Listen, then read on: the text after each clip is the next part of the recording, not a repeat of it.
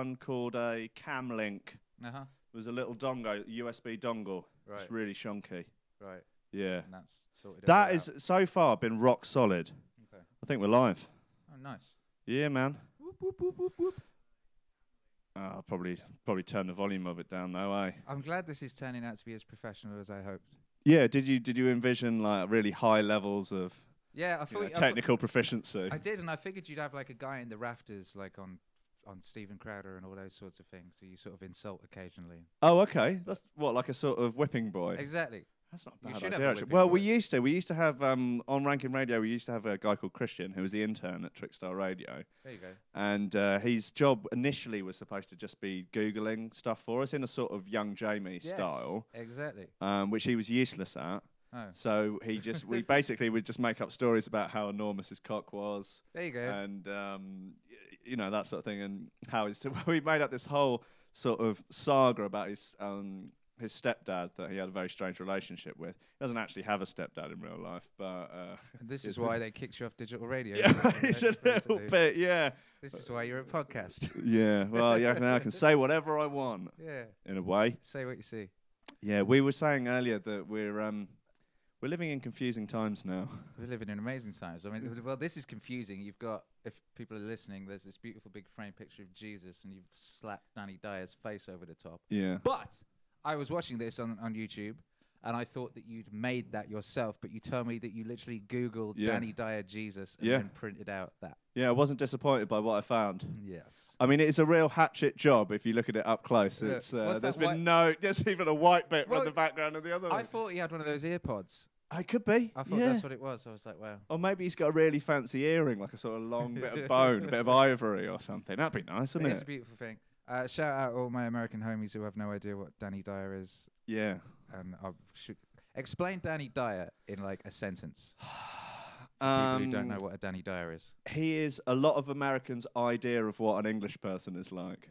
But not Hugh Grant. It's like the other one. the other one. You got Hugh Grant, you got Danny Dyer, right? Yeah. That's basically it. Yeah, pretty much. He's like the alpha.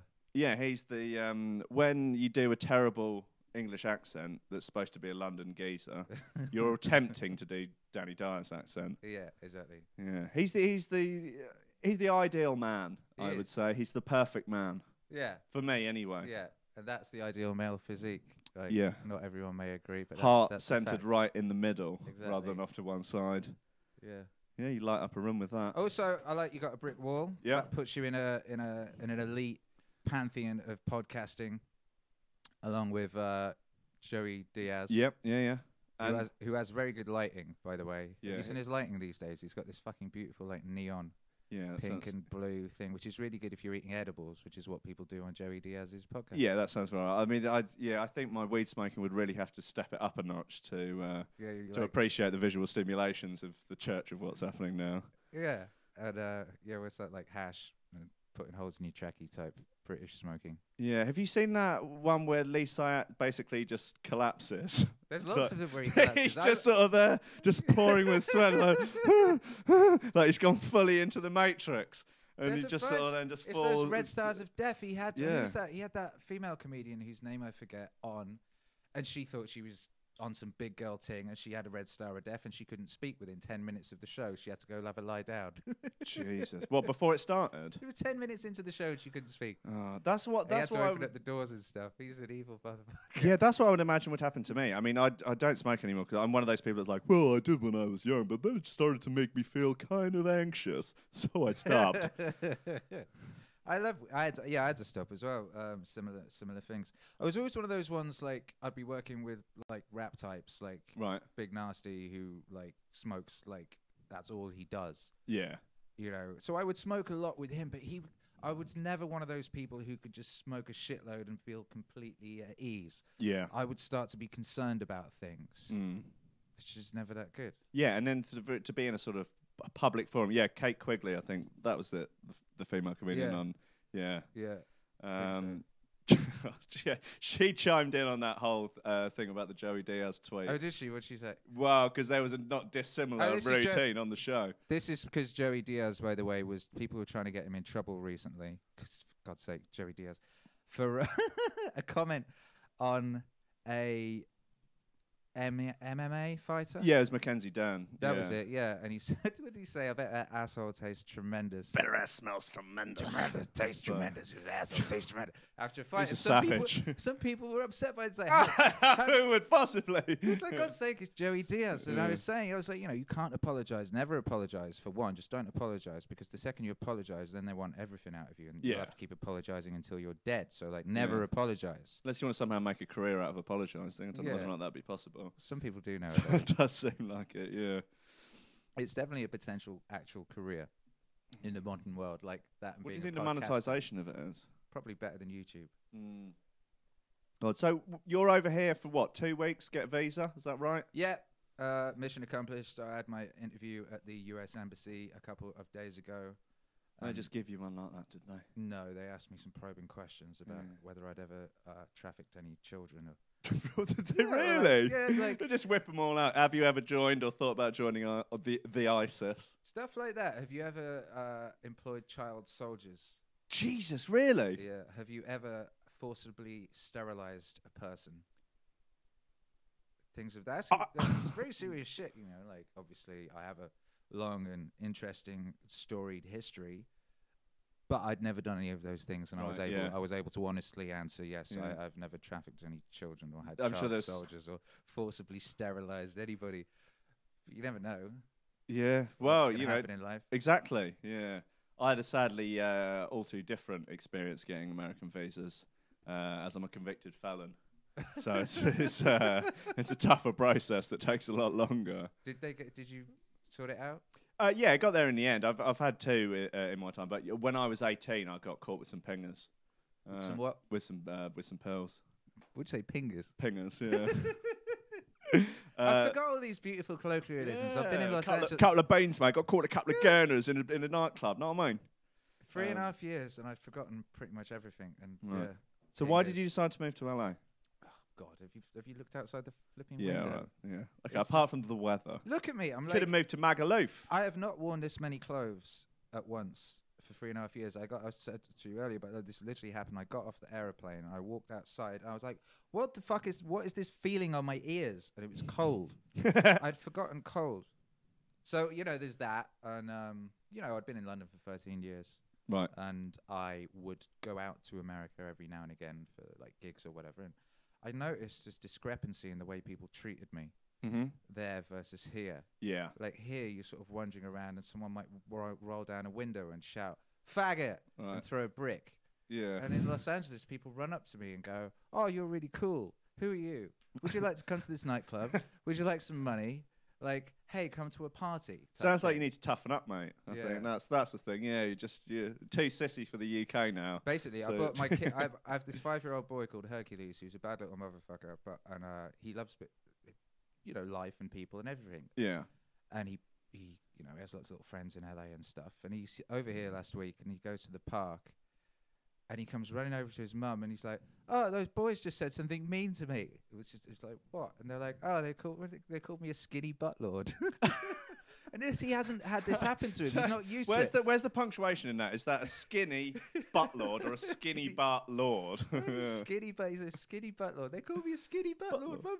He called a 5-year-old. He wasn't upset. He was just confused because it hadn't happened to him. He didn't know. So he was like, "All right, fine." He went back and sort of played with him again and just carried on playing with him until they accepted him and allowed him to play with them. So he wouldn't take no for an answer, but it's just like he's just not used to that. The culture is very different. Over here, people throw bricks at you and call you a butt lord. Right. And over there, they're kind of interested and they think you're cool. You see, so obviously it's much nicer to live in a place where people are interested in you and think you're cool than to a place where people wind down their windows and throw bricks at you and call you a faggot. Yeah. All right, faggots. What you doing, you faggots?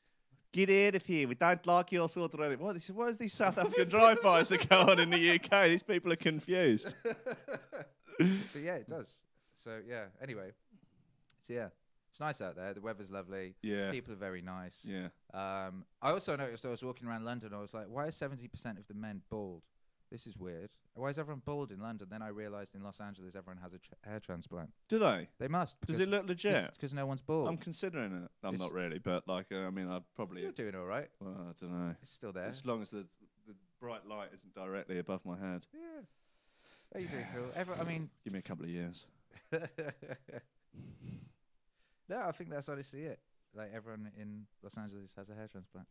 Well, maybe I'll go to Los Angeles and set up some sort of transplant facility. I mean, there's lots of them. You would have competition. Okay. Yeah, forget it then. I'm not going to bother. No. Oh, so I was almost about to take a really serious career change then, but you put me off. You seem to be doing very well here, though. With that, that's a lovely jacket, by the way. Thank you. Tailored in Vietnam, I will say. Yeah. One of a kind. Yeah. I went to this place in Hoi An and was like, oh, can I get all these sort of suits made that when pick the fabric, and they were like, you know, this is for lady dress. No, I want a full suit out of that. Really? It's for lady. No. No, well, it may be, but it's not anymore. Not this lady. Right, come on, get the pink floral thing. A dinner jacket out of that, and got a load of others, and then their upselling is superb. They're really on point with the upsell. So what they like to do is come back and have stuff sort of, you see what you've had and get it like altered and stuff. At that point, they hit you hard, like, oh, look how nice all of this stuff is. Maybe you'd like another dozen suits. How much is a suit in Vietnam? I think I got it down to under $100 per two-piece, fully tailored suit in high-quality fabric. Not bad. So yeah, you're looking it's at about the same in downtown Los Angeles, to be honest. Really? Yeah. Downtown Los Angeles is great for that sort of thing. All right, well, maybe I'll go there, go on holiday there next time. You should. My studio is right by the fashion district. Fine, I'll come then. So You've convinced me. I'm going to come. set up a hair transplant. No, I'm not going to set up a hair transplant salon. Dear me. Right, so I knew you were over for a couple of weeks. Yes. And I've been following your recent stuff quite diligently. Diligent is a good word. I'll say diligently, yeah. Trying to up my levels of conscientiousness. So, excellent. I took the. Have you taken the Understand Yourself test? The Peterson one. Yeah. No, I actually haven't. Everyone assumes I have. I haven't. I'm doing the self-authoring. Yeah. And I've done it. I've done tests like that. So I've done those kind of tests. So I'm aware of what I am. I'm high. Yeah. I'm high in openness, but I'm also high in conscientiousness. Right. I'm a bit like Peterson. I'm a good sort of cross between the red church and the blue church type thing. I'm very open and creative and stuff, but I'm also very sort of like conscientious and sort of orderly in some aspects and what have you. Yeah, I'm a good purple person. 3rd percentile in conscientiousness. Okay. So that's about as bad as it gets. Although I think I may have been slightly unfair on myself in the test because, like, I can't be that bad. I pay my bills on time. I rent a place. I've managed to fashion some sort of a career out over the last 15 years. You've got can't be that bad. You've got businesses. Yeah, people. So I think you must have filled it in well. Yeah, maybe. Basically, well, that's what I think. I know. I appreciate. I am quite low, but I don't think I'm that dangerously low. You're definitely not. That's ridiculous. You've done. That's a British trait where you're down on yourself and you underestimate your own worth, and that's what you've been doing. You see, doing that for so long. Stop doing it. No, but I love myself, and I think I'm great. So I don't know. It doesn't make any sense. It's Britishness. It's just you're all weird British people. So it seems to me like you're doing a roaring trade in the sort of lo-fi, trip-hop, vapory, wavy. I don't know what the right terminology is. Just anything with the word wave on the end. Yeah, you just bang the word. I've invented multiple genres recently, and you just stick wave at the end, and then you've got a genre. Yeah. So obviously I invented JBP wave, which is Jordan Peterson wave. So it came like I was watching a lot of Peterson videos on YouTube. Yeah. And it came on. It came on as a recommended like next thing. And I was like, oh, this is cool. I didn't realise it was you until I looked. I was like, oh, it's Don. Oh, yeah. I haven't heard anything from him for a little while. Akira. Yeah, exactly. Then you realise, oh shit, here we are. Shouts out to the YouTube algorithms. Yeah. Thank you very much for all you are doing for humanity out there. Yeah, so go on with what we were saying. Well, what you were saying earlier about your my theory on the YouTube algorithms. I find it's very interesting that YouTube has changed the world in many, many, many, many ways, and Google have changed the world in many, many ways. And it's very interesting that one of the ways they've changed the world is that they've turned Jordan Peterson, describe Jordan Peterson in a sentence. A professor of psychology who has inadvertently become a controversial figure. This is it. This is a guy who teaches like kids, right? And he's a superstar because of YouTube algorithms. And what YouTube decided was we want to really, really destroy cable television. So we want people to be watching YouTube as long as possible. Mm-hmm. So what we will do is we will shove anything up the algorithm that keeps people watching for a long time, and so therefore long form content is now big on YouTube. So therefore, like lectures on the nature of being and the kind of psychological meaning behind biblical stories, which are interesting, and they draw people in, so they get boosted up the algorithm. So suddenly Jordan Peterson lectures, you watch one, you watch it all the way to the end, YouTube's going to show you 50 more, because it's like, boom, whatever this thing is, we don't care what it is, it's keeping them watching. Yeah. So that happened. And at the same time, YouTube copyright algorithms were destroying bootlegs and remixes and DJ sets that had anything like on Universal Records. So people who were making music on YouTube were like forced to find rarer and rarer and rarer music. And so if you wanted to, this is what I found with these Rankins Records things that I've been doing. Yeah. Like one of them got pulled for having a Zinc bootlegger Kanye West on it. Exactly, yeah. So you can't play anything that's got anything even close to a major label. So you're like, so I was that kind of makes it cooler though. I've got to dig deep into the racks. This is what it's forced, and it's forced a genre. It's forced a whole genre. The biggest genre on YouTube now is lo-fi hip-hop, which is basically kind of dusty-ass, sort of old instrumental hip-hop with like rare samples that aren't going to show up in an algorithm. It's forced people back into like basically, you know, Diddy came along, was like, oh crap, we can just like sample big 80s hits and do really well, and things started moving in that direction, and these YouTube algorithms reversed that. And the biggest genre on YouTube is lo-fi because of that. And the biggest thing, because of the other side of the algorithms, is long-form lo-fi, i.e. really long lo-fi mixes for people to put on for an hour or so. Yeah, or while they're studying or these things. They seem perfect so these things for that sort combined, of thing. right? Yeah. So what happened was people would be listening to these long-form lo-fi mixes, and also long-ass people like Jordan Peterson talking about like the nature of Cain and Abel and what that really means about like the dual nature of the brain and self and things of that stuff. So these things converge. So you had people all over the world who were listening to lo-fi and Jordan Peterson lectures, and I had the brainwave of bringing them together, you see, which was very, very righteous and smart, because lots of people were thinking the same thing at the same time. It transpired, and it became very popular. Yeah, I've heard a few like similar things, not as good as yours. There was a couple, I hadn't heard anyone else do it before I did it, by the way, but a few people have tried it, but they suck. You know, I've been doing this stuff for a long time. I'm very fucking good.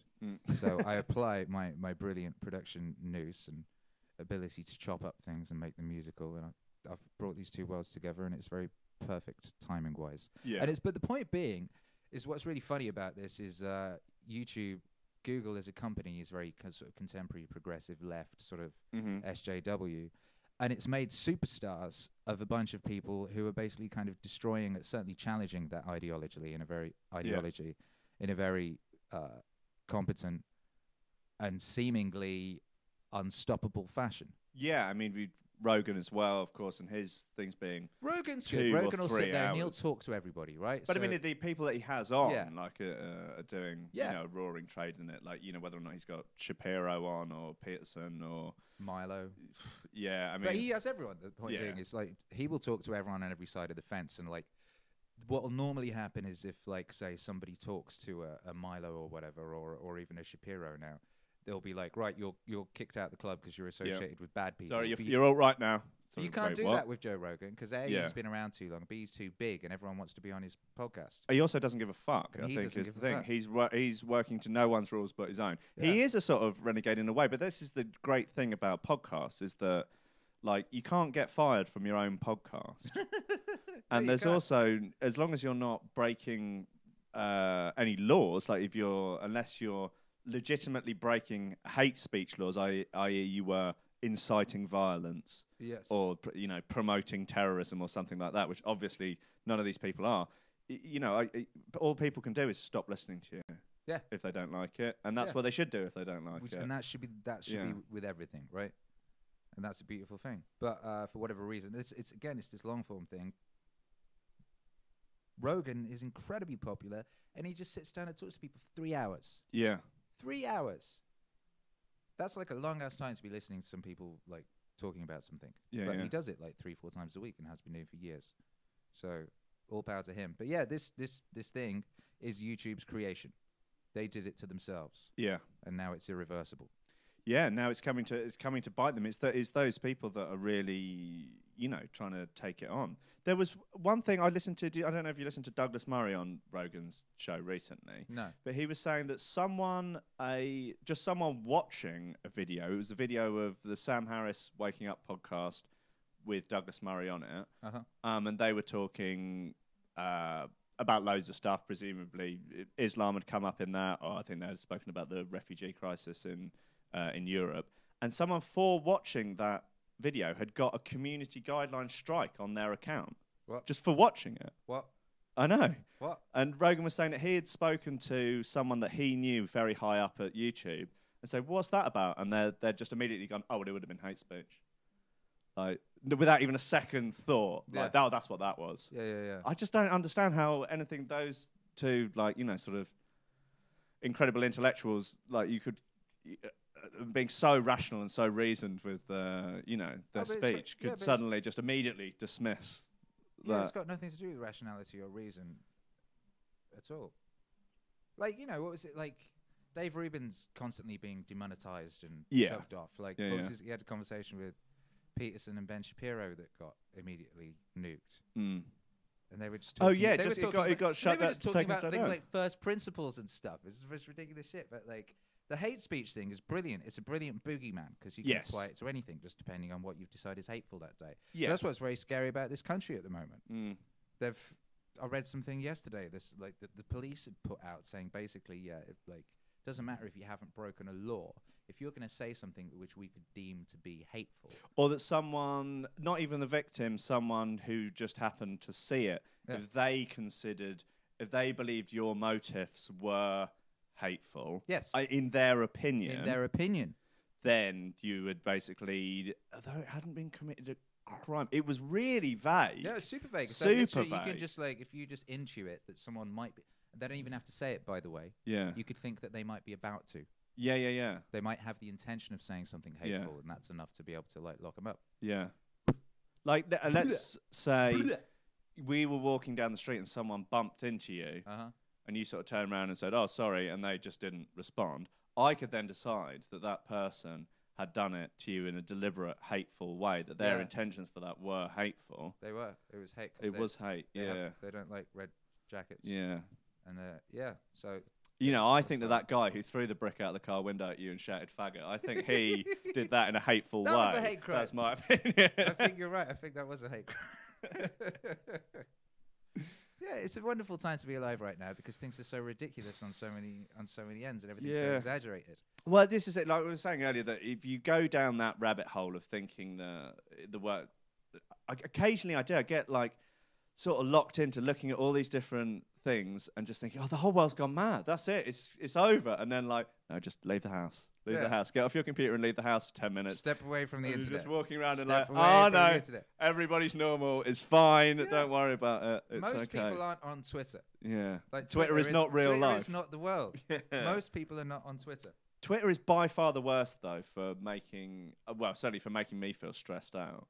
Twitter rewards groupthink stuff. So the bigger you get on Twitter, the more dangerous it is for you to not toe some kind of consensus, and the more rewarding it is for you to do the opposite. And also, it's like maybe if you find a niche, so it's more rewarding for you to sort of like exaggerate within that niche. So like, if you're reading someone on the right, then they're going to be more hysterical about the dangers of the radical left. And if you're reading the radical left, they're going to be more hysterical about like Nazis being everywhere. So depending on which one you follow, you could be thinking that either the world is about to be destroyed by literal Nazis, and literally there's armies of KKK on every corner. Yeah. And then on the other side, you think that there's like hordes of Antifa running around ready to like the break communists are everybody's legs. Take over again. You're not going to be able to like you're not going to be able to talk about anything.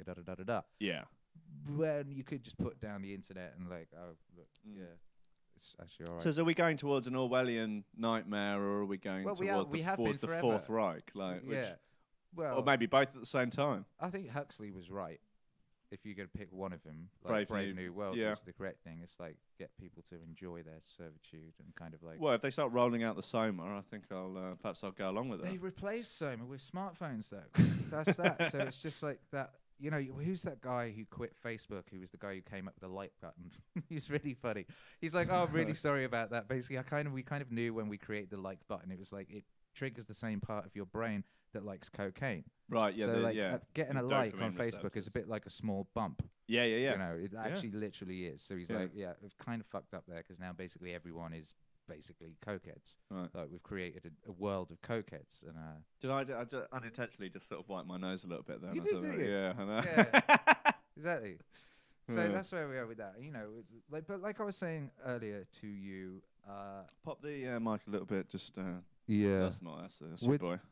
It's easy to be freaked out, but at any given point in human history, and certainly as long as I've been alive, we've been doomed, and the world's been about to end. And yes, we've been about marching into an Orwellian death state, and it's this has been the case as long as I've been alive, and I suspect it's been the case as long as anyone's been alive.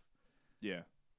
So it's probably a good idea not to bother getting freaked out about things at all. Well, I'm just going to start reading that Steven Pinker book, the new one, Enlightenment Now, which is apparently going to tell me actually that everything's okay and everything's pretty okay. good. So it's not just pretty hype good, for that one, but it's not just pretty good. It's literally the best it's ever been. Yeah, this is literally the best time to be alive in recorded human history. Yeah, for the most people, most people now live in the best. Like you have showers. Like most people have showers. Most poor people in this country certainly have showers, and this is happening across the world. Abject poverty is like halved in 20 years, like across the world. Like more people are being pulled out of poverty in China every day than like it's just insane numbers. Yeah, this is an incredible time to be alive for everyone, and the potential for a regular person to make something of themselves, to kind of actualize what they're good at and sort of be happy because of that. Like, oh, I'm good at making things or whatever. Like anyone with a smartphone, you've got the fucking Library of Alexandria in your pocket at any given moment. You have access to the sum of all human knowledge. And you have the ability to hypothetically communicate with anyone in the world at any point. Is a mental point of time to be alive. Yeah. It's unprecedentedly mental and super exciting, and then people are just sitting around freaking out about Trump. Like Trump has any impact on your life, really? Like really does. It's like you literally are at the most blessed point in human history, and you're whinging about stuff that doesn't actually impact you.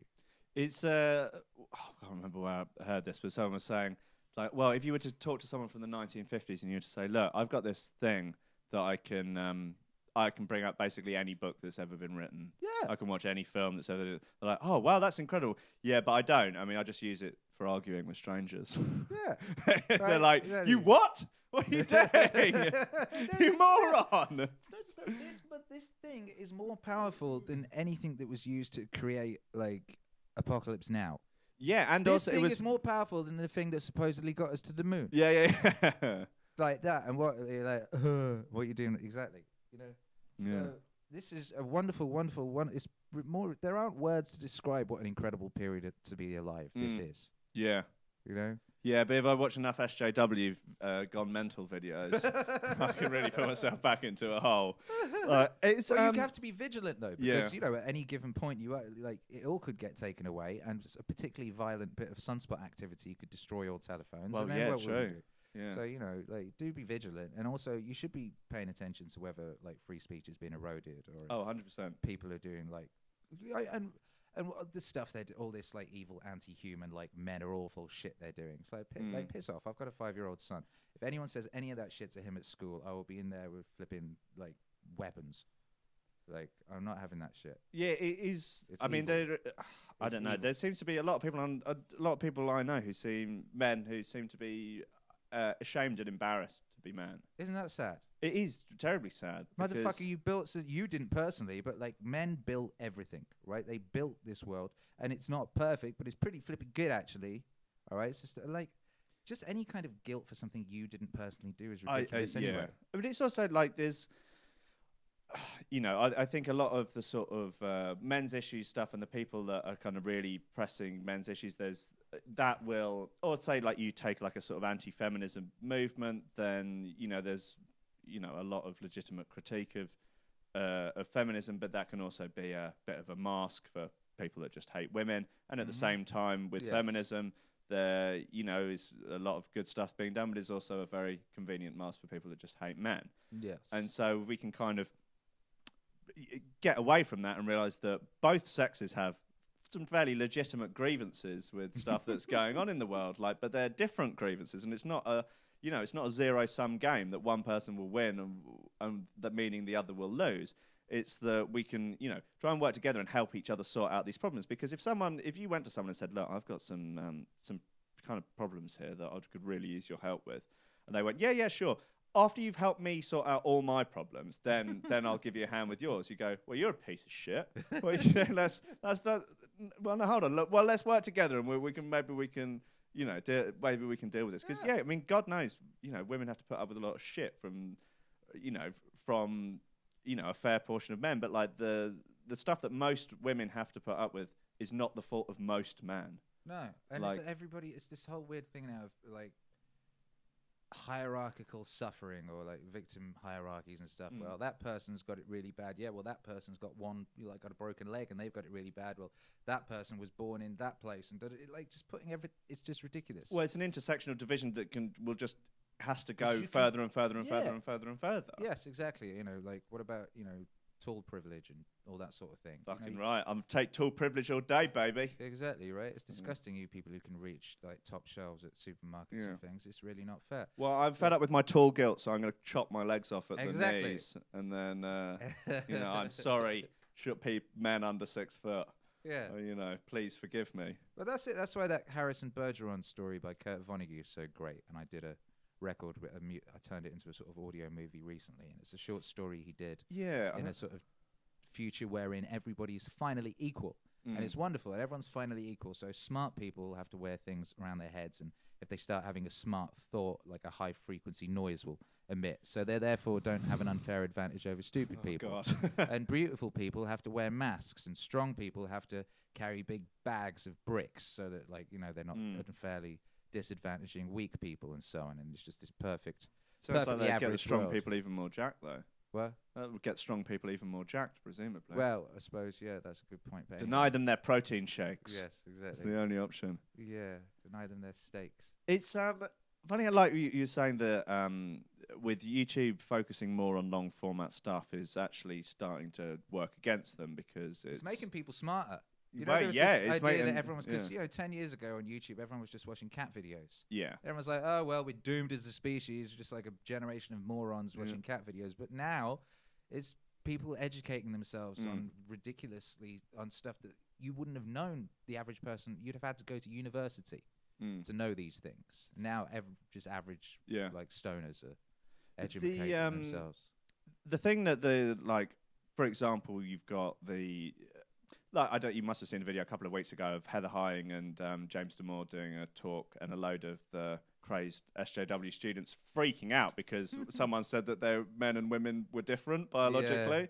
Yeah. And they just lost their shit and pushed over some speakers, and they're screaming that everyone's Nazis, and it's like they're trying to shut it down. It's like, or you'd realise that all you're doing is now making that a news story, and means that probably millions more people are now going to see this thing that you want shut down. Every time.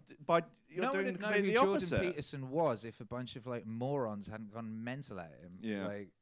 For refusing for basically suggesting that the idea of the government creating a law to tell you what words you're allowed to use might be a bad thing and might possibly lead to some kind of awfulness. If you take Charlottesville and the legit alt-right, far-righters marching with their tiki torches, if what we'd done was completely ignore them, or just given it no press coverage or nothing, just left them, and no one turned up to watch, there'd just be 50 of these moronic bros going, oh, well, this didn't really work out, did it? That's the whole thing with the alt-right. No one would know who Richard Spencer was if the mainstream media didn't keep doing big articles about him. That one dude hadn't punched him on camera. It's sort of hilarious it is to watch. It's that's probably done more favours for Richard Spencer than anyone else. Of course it has. He's got a grievance narrative. Yeah, now he's a martyr to a bunch of monks.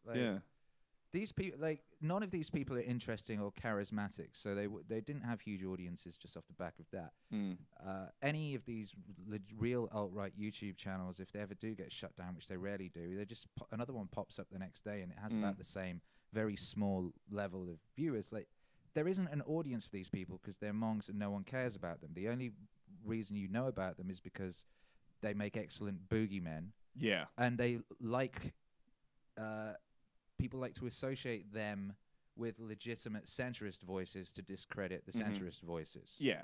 Which is they're basically just used as tools to discredit reasonable people. They always seem like they're more of a smear than they are an actual movement now. Well, as we were saying earlier, there's this wonderful modern invention of the disavow. Do you disavow? Do you disavow? Well, Mr. Akira the Don. No, what was it? Depeche Mode. So, Depeche Mode, you're Richard Spencer's favorite band. Do you disavow? Do you disavow? You must disavow. You're now associated with the alt-right Depeche Mode. You're a Nazi band, Depeche Mode, and that's what they do. And it's like, oh, okay. Did that legitimately happen? Yeah, that actually did legitimately happen. Oh, my God. Yeah. Because the thing is, if you start playing that game, you've got to remember that, like, Corbyn was endorsed by the Daily Stormer. Don't get me started on Corbyn. Oh, Jesus Christ. If you're going to play that game, it's so ridiculous. And it's so easy to just screw it then, because it's very, very easy to find some fringe creeps and get them to say something. Mm. And you they want attention. Yeah. It's perfect. Yeah. Exactly. I mean, how is Richard Spencer they keep people off Twitter all the time, but he's still there. It's because he's useful to be there, because he's useful to have as an association. So the thing I always say is just honestly, just fucking ignore these people, and do not mention them. Do not moaning about.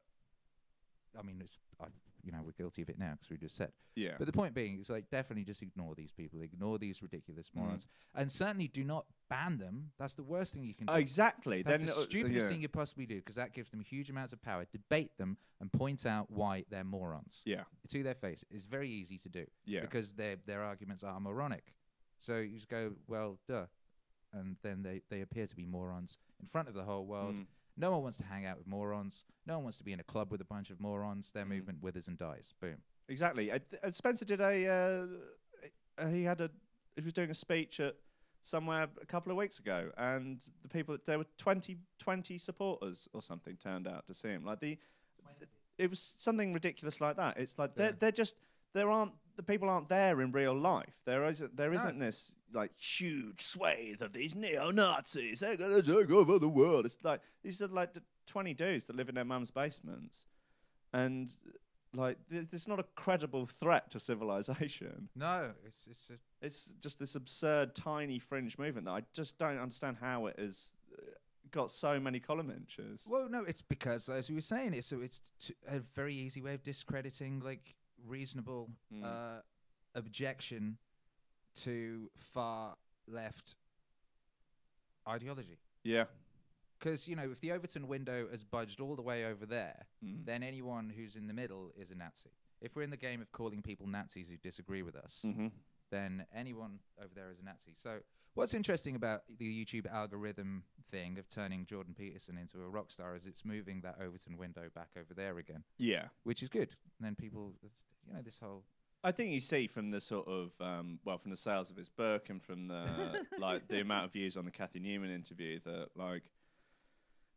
the normal people are... They're not all Nazis. It's just impossible.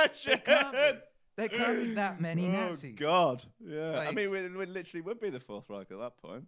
Yeah, and we're at the point now because they're with the calling people who disagree with you Nazis. There's enough people now who are like, well, I agree with that person. I'm not a Nazi. So what about those other people you called a Nazi? Maybe they're not Nazis either. And then it's like, well, now we need a new word for actual Nazis. Yeah, I mean, what would these people do if they ever met an actual armband-wearing Nazi? They'd just melt into a puddle on the floor when you've called someone that's probably centre-left a Nazi. That's literally what is going on and has been going on. So we're going to need a new word for actual Nazis when they do turn up. Or some way of identifying them or distinguishing them from the rest of the country. Or well, it is quite easy. They generally wear a swastika around the arm and or they have one tattooed on them.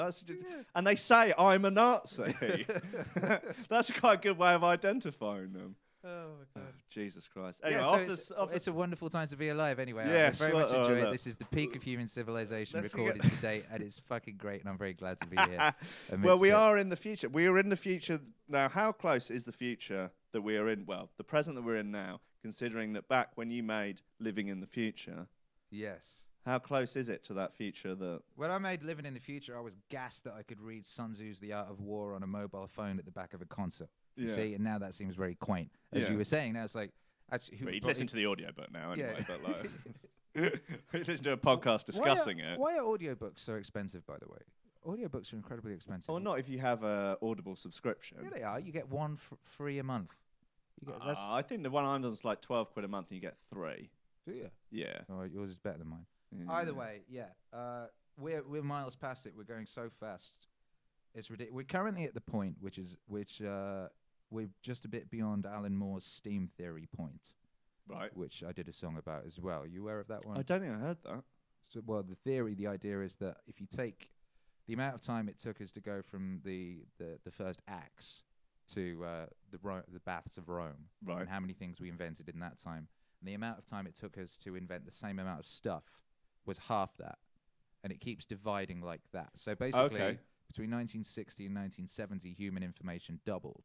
Yeah. So was this like a slight, Moore's law, but that was generally it's kind of like the whole singularity thing. Yeah. But Alan Moore had it as a steam theory. The idea is you go from a fluid culture where you're sort of reveling along down a river and people are coming up with stuff, and you can kind of keep track of everything that's being invented. Right, we've got the steam engine now. A couple of people seem to have invented it at the same time, but it's steam engine time. We can deal with that. Then it gets faster and faster and faster and faster, and you get to the point like he predicted in around, I don't know, mid-90s that by 2013, more stuff would be being invented, more information would be being created within a minute than it would have been created in human history. Yeah. If you kept dividing like that. So we're now at that point, which he deemed steam. We go from fluid to steam. Okay. And then at that point, all bets are off because you don't know. Someone could just invent an app like in 3 seconds that completely changes the way humans interact with each other and changes the course of history. And we are at that point. Those things are happening, and it's all happening so fast we can't even keep a track on it. And with this incredible live experiment that's going on all of us. Like, no one really sort of thought about what social media was or what it was going to do, but we all just signed up for it anyway. Yeah. No one thought about what all these things that we've thrown ourselves into wholeheartedly and joyfully, and excitedly. No one's really thought, what does that really mean in the long term? And we're in the middle of that right now, and it's bonkers. There was a study who, if we had a young Jamie type, could pull this up for us, about the amount of times the word Facebook was used in divorce papers. Oh, yeah. And it was like over 50% or something. Maybe wrong, but it was like staggeringly high. So what's happening? Was that just people having affairs on Facebook? Well, you could think of all sorts of legitimate complaints you could levy at a partner that would involve Facebook, that maybe them potentially flirting with people or spending too much time on Facebook, talking to girls from school. I don't think did I know any girls at school? Did I ever I don't think I really discovered women until I was about 24. Someone tried to... I hate Facebook. It's my least favorite of all modern communications, and I went on there the other day and to do like a monthly recce. And someone had tried to add me, and I was like, who is this person? And it was a person from back in the day who used to be this like very glamorous, cool young person, and they look 90. Like, I don't know what, it's weird. Like, I don't know what some people are eating or whatever, but certain people who are on Facebook have, I don't know whether it's the Roald Dahl thing of thinking awful thoughts for a long time, and just people who you haven't seen since you were 16, and they were young and cute and beautiful and had the whole world ahead of them. Over the past 20 years, life has done some stuff to them that has turned them into monsters. Just absolute hideous, freakish monsters. So Facebook is very depressing. It's sugar and social media. That combination of them too, that can age a person by about 5 times the rate it would normally age. Yeah, I think you're right. I quit all that stuff, by the way. Yeah, all sugar? Yeah, I'm on the carnivore diet. Okay, I eat 2 steaks a day. Just and that? Drink water and whiskey, and that's all I consume. Were you not drinking a coffee earlier? Well, coffee's all right. Okay. But just black? I don't normally drink coffee now. Right. It's just while I've been in the UK, because the internet is so goddamn terrible everywhere. I've been forced into cafes to try and use their Wi-Fi, which is uniformly dreadful. Yeah. I don't know what's going on in this country. Like, your internet is dreadful. Well, it's since you left, everything's gone downhill, mate. Dude. Yeah. What's going on? It's all gone to the dogs. It's Brexit. Blame it all on Brexit. I love that. It's Brexit. It's the alt-right. Yeah. And it's the Trump. Yeah, and it's white man. Yeah. I consider that steak diet. Who was the doctor who was on Rogan Sean Baker. Yeah. Yeah, I've been following him for a while. Yeah. And how is it? How'd you find it? I've literally never felt this good in my life. Really? I pretty much feel like I could punch 15 nuns in the face at all times. Yeah? I feel wonderful. And my skin's all great. More hatred of the Catholic Church. My skin is all buttery, soft, and beautiful. Right. I have tons of energy. I've lost loads of weight. I mean, you're gorgeous. I don't think anyone would. Anyone would debate that. Exactly. I mean, I always was, but like, you see these cheekbones now. I don't know if you can see. I don't know if the light is doing it, but like, my magnificent Polish Slavy cheekbones are really coming back in a beautiful way. I honestly feel fantastic at all times, and it's just takes so much hassle out of life. It's like, what are you gonna do? What are you gonna eat today? Oh, I don't know. What do you want to eat? Oh, I don't know. Oh, what are you gonna do? Oh, I don't know. And it always makes you feel a bit crap, whatever it is you eat normally. That's normal food. You go for a burger or whatever. Whatever. 2 steaks, dude. You have a steak. It's really nice, and you can have another steak later, and it's also gonna be really nice because it's a goddamn steak. What do you cook it with? Butter. Yeah. Yeah. Salt it for half an hour, then bang it in the super hot pan for 3 minutes, flipping it over occasionally. Then bang in the butter, another 3 minutes, boom, perfect. Yeah. It's the most glorious thing in the world. I tend to have steak for dinner every night, just steak and broccoli. Every night? Pretty much. That's good. Yeah, but I sort of tend to fall the pieces in the day. Yeah, but I do like a bit of cake around lunch, and So the shame in your eyes when you said that was really beautiful. But I drink a lot of beer, so it's I don't know fucking hell, beer is the devil. I haven't drunk a single beer since I left this country, and then I got back here, and it's all anyone seems to do. Yeah. So I had a couple beers. It's cold, mate. I woke up the next day. It's rough over here. I had acid indigestion and an ulcer the next day, and I drank like 2 beers. Oh, whiskey would never give you an ulcer. No, it doesn't.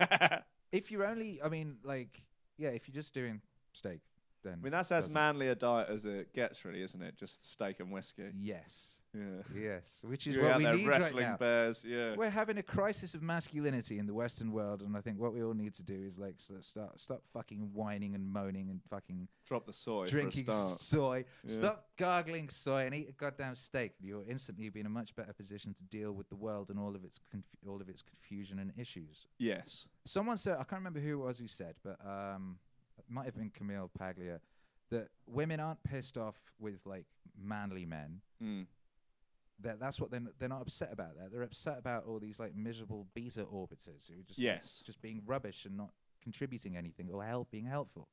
That's what they're really annoyed about. No one wants a useless man. No. Or no one wants a harmless man either, because that's what's a big the point? thing, exactly. Because a harmless man is actually not harmless at all. Yeah. That's like a harmless man is the most dangerous man there is, because if you can't handle yourself or anything else, then like you're no good to anyone, and you're going to cause problems. He's not sticking his finger in a dike, like he's so to speak. So to speak. Yeah. The harmless man is a sort of just ignore. We'll worry about that later or something, and then the whole fucking dam comes crashing down. Yeah, that's not harmless. It's like better to be a warrior in a garden than a gardener in a war, baby. I say that a lot jokingly, but it's a fucking amazing What is it? A maxim? It's real though. That's some real shit, because you don't know when shit's gonna go down. Shit goes down all the time. Shit goes down in cultures and societies all the time. Suddenly, like the walls come crumbling down, and the fucking hordes are fucking upon you. It's when the flood comes.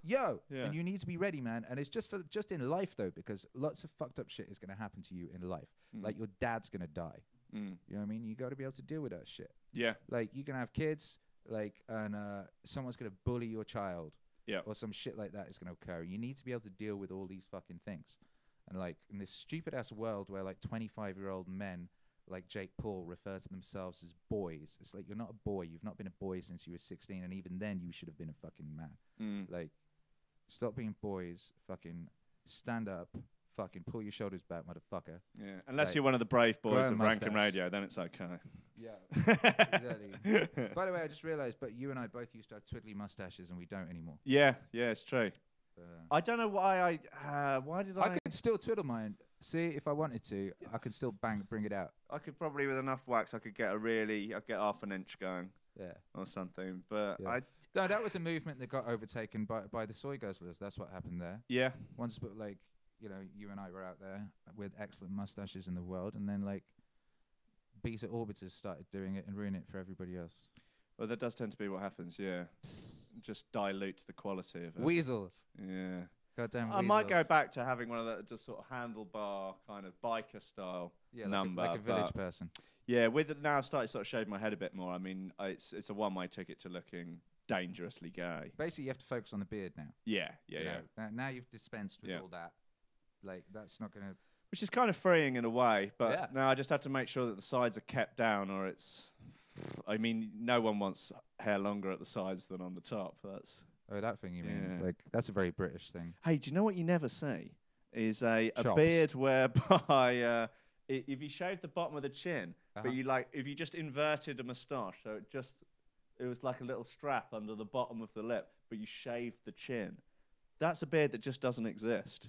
Thank God. Yeah, well, my studio is beneath a barber shop that my friend runs, and he had a mate in, and he was giving him a shave, and just did it just as a sort of midway point. Or like a strap. So basically looks like you've just been eating really dirty ass, and you've just got it all around your head. He looks kind of like Homer Simpson, and it's terrifying. And I mean, you can imagine, you can realise why no one would ever have that. But then if you then take the moustache off, and you just have a direct inversion of a moustache, so it's just, but it's beneath the lower lip. It's just really terrifying. It's a sort of really harrowing look that just kind of fucks with your head. It's like that picture of Steve Buscemi where he's got four eyes, and you just can't get your head round it. It's like that would be good for the wall. Oh God, yeah. I don't think people have watched the live stream if got that far. I would. Like I want a Steve Buscemi magic eye with his hundreds of eyes. I love looking at Steve Buscemi's face. It's amazing. I've not seen a magic eye in a long time. Yeah, I think they should bring it back. Magic eyes would be good. We should have magic eye music videos. Yeah. Should have magic eye walls. Yeah, beards. I was going to point out on that. People don't realize the importance of a beard. It's free plastic surgery. Is what a beard is. Yeah. Like, it's a wonderful face sculpting device. You can turn a really unattractive rubbish face into a strong, brilliant face. Yeah. I mean, it took me quite a while to realize and to fully like get it going. I'll see pictures of me from, I don't know, 6 years ago. It's like, you didn't know what the beard was for, did you idiot? That wasn't helping. It's like, you can have a Batman face if you want. Yeah. You can have a legitimate Batman jaw and be out there in the world being seen as a Batman type of a dude without actually having the genetic propensity, just with a beard. Or the billions of dollars. Yeah, exactly. Yeah, I don't think I could get rid of facial hair entirely just because my father suddenly leaps out of my face. Yeah, which is a bit terrifying. And I mean, but it will take 10 years off me if I wet shave. Yeah. You don't. When did you last do it? Oh, not for a long time, but it you can tell when it's quite short. Terrified. I would be terrified. Yeah. The last time I did it, I was about to go on tour with MC Lars around the UK in around 2012, I believe it was. And for some reason, a week before the tour, I shaved to see what was going on under there, and it was fucking terrifying. I didn't like it at all. Then I spent the whole tour like feverishly trying to grow it back. I'd be like trying to rub my face in like manure at night or whatever. Like, it's terrifying. Awful. And you see people do it as they get older, and it's like they're not expecting there to be an old guy underneath there. Like, that's probably what's going to happen to me now. It's been 10 years, I would say, since. Yeah. Maybe not 10. Yeah, actually, maybe 10 years. And since I've fully wet shaved, and maybe I'll think, oh, this is going to take 10 years off me. And I was like, oh, no, same age, just look worse. Yeah. Just less attractive. Beards are magnificent inventions and should be utilised. Apart from the goatee beard, which I've never seen look good. You mean like the Ricky Gervais? Yeah, like the Beppe DeMarco. Who's that? From EastEnders. See, these British references I mean, we're going back. Anymore. Yeah, no, but we're going back 20 years into EastEnders. What that did was just trigger some like hurt, is what that did. That just triggered some pain. I can't. I've suppressed the vast majority of my life, to be honest. I can't move the laptop because it might fuck the camera up. I'm just going to take a picture of the screen so you can see Beppe DeMarco. This is very futuristic. I know. We really are living in the future here. Hey. Yeah. Yeah. Yeah, there you go. I've been even on Beep, even on Beppe, It's not good. I mean, I don't think I've ever seen a full proper goatee look good on anyone. George Michael. But maybe. You got to be maybe. gay. It only works if you're gay. But then because you got to have a certain kind of like pleasure that you're taking in the slightly ridiculousness of it or whatever. Well, not even ridiculousness, but you've got to be taking a certain pleasure in it, and like that works if you're gay, right? I don't know why, but it does, because if you think about Freddie Mercury's mustache, for example, which looks magnificent on Freddie Mercury, like you couldn't really pull that off if like you could be a straight Texan, I think, and get away with that. No one would even question it. Guess what though? That's a kind of confidence, right? If you're a Texan, like you have a certain way of seeing the world and a certain like swagger about you, because you're a Texan, like motherfucker, right? You have a gun on your hip. So really, it's about the way you carry yourself. Yes, it is very much to do. Everything's about confidence. Yeah, and the more like ridiculous facial hair, like that's very necessary. Yeah, I think it's less like I'm trying this out for fashion. It's like this is how I look. It's those two different things. This is what I am. This is the moustache that I have that I've always had, and it's not like, oh wow, love the tash, bro. Yeah, thanks. I've had this for 30 years. Don't really know what's your problem. Yeah. But this also used to be a thing when I had a curly moustache. This is why I used to hate November so much, because people would be like, hey, great November, man. Wow, okay, yeah, really. No, fuck you fair weather moustache growers. I mean, I'm happy to support the cause, but like the. These fair weather facial hair motherfuckers. Yeah, it's a weird. Disgrace. But like everyone's got beards in the UK now. Yeah, well, it's cold. Everyone looks like Scroobius Pip. They didn't used to. Oh, the big old beards, and they vape and drink craft ale. Yeah, what's it with vaping? That's hilarious. Vaping's probably reducing everyone's sperm count as well as craft beer. That's got to be to do with it. Do you see? Sperm count has reduced 40% since the 60s. That's terrifying. That's mental. Where is the outrage? Yeah, women are going to start getting pretty fucking pissed off when they find that like the sperm count's not high enough to get pregnant. Like it's going to be a real problem, dude. And like testosterone has been reducing, and I know there's going to be a lot of people think, hey, we could do with a lot less testosterone in the world. Am I right? No, this is just going to be. Ding dong, you're wrong. Yeah. It's fucking people up. It's giving people terrible health problems. As we were saying earlier, not healthy. Yeah, the harmless man who is in no way harmless. If all you've got is a harmless fucking no testosterone as dudes wandering around, you're screwed. You're screwed. What do you do when the wolves come? What do you do when the real alt-right come then? When the Nazis start rolling in? Yeah, exactly. Shit. So eat a damn steak, right? Stop drinking soy. Right, stop watching the news. Stop watching the mainstream media. Yeah, stop getting in a tizzy about stuff that you have no control over. Yeah, stand up straight. This chair isn't very good, by the way, for posture. I know it's not. Yeah, I could do with some posh sort of roller chairs. I think would be. I think if you like this, it makes your knees go together in a sort of prim fashion, which is. Right. By the way, I've been crossing my legs, which is probably reducing my sperm count. This is my ranking stance. I'm doing the ranking right now. So you got to get that left elbow out as far as you can. Yeah. I don't think I'd get my right one even anywhere near it. It's just I'm all lopsided. It's magnificent. Look at that.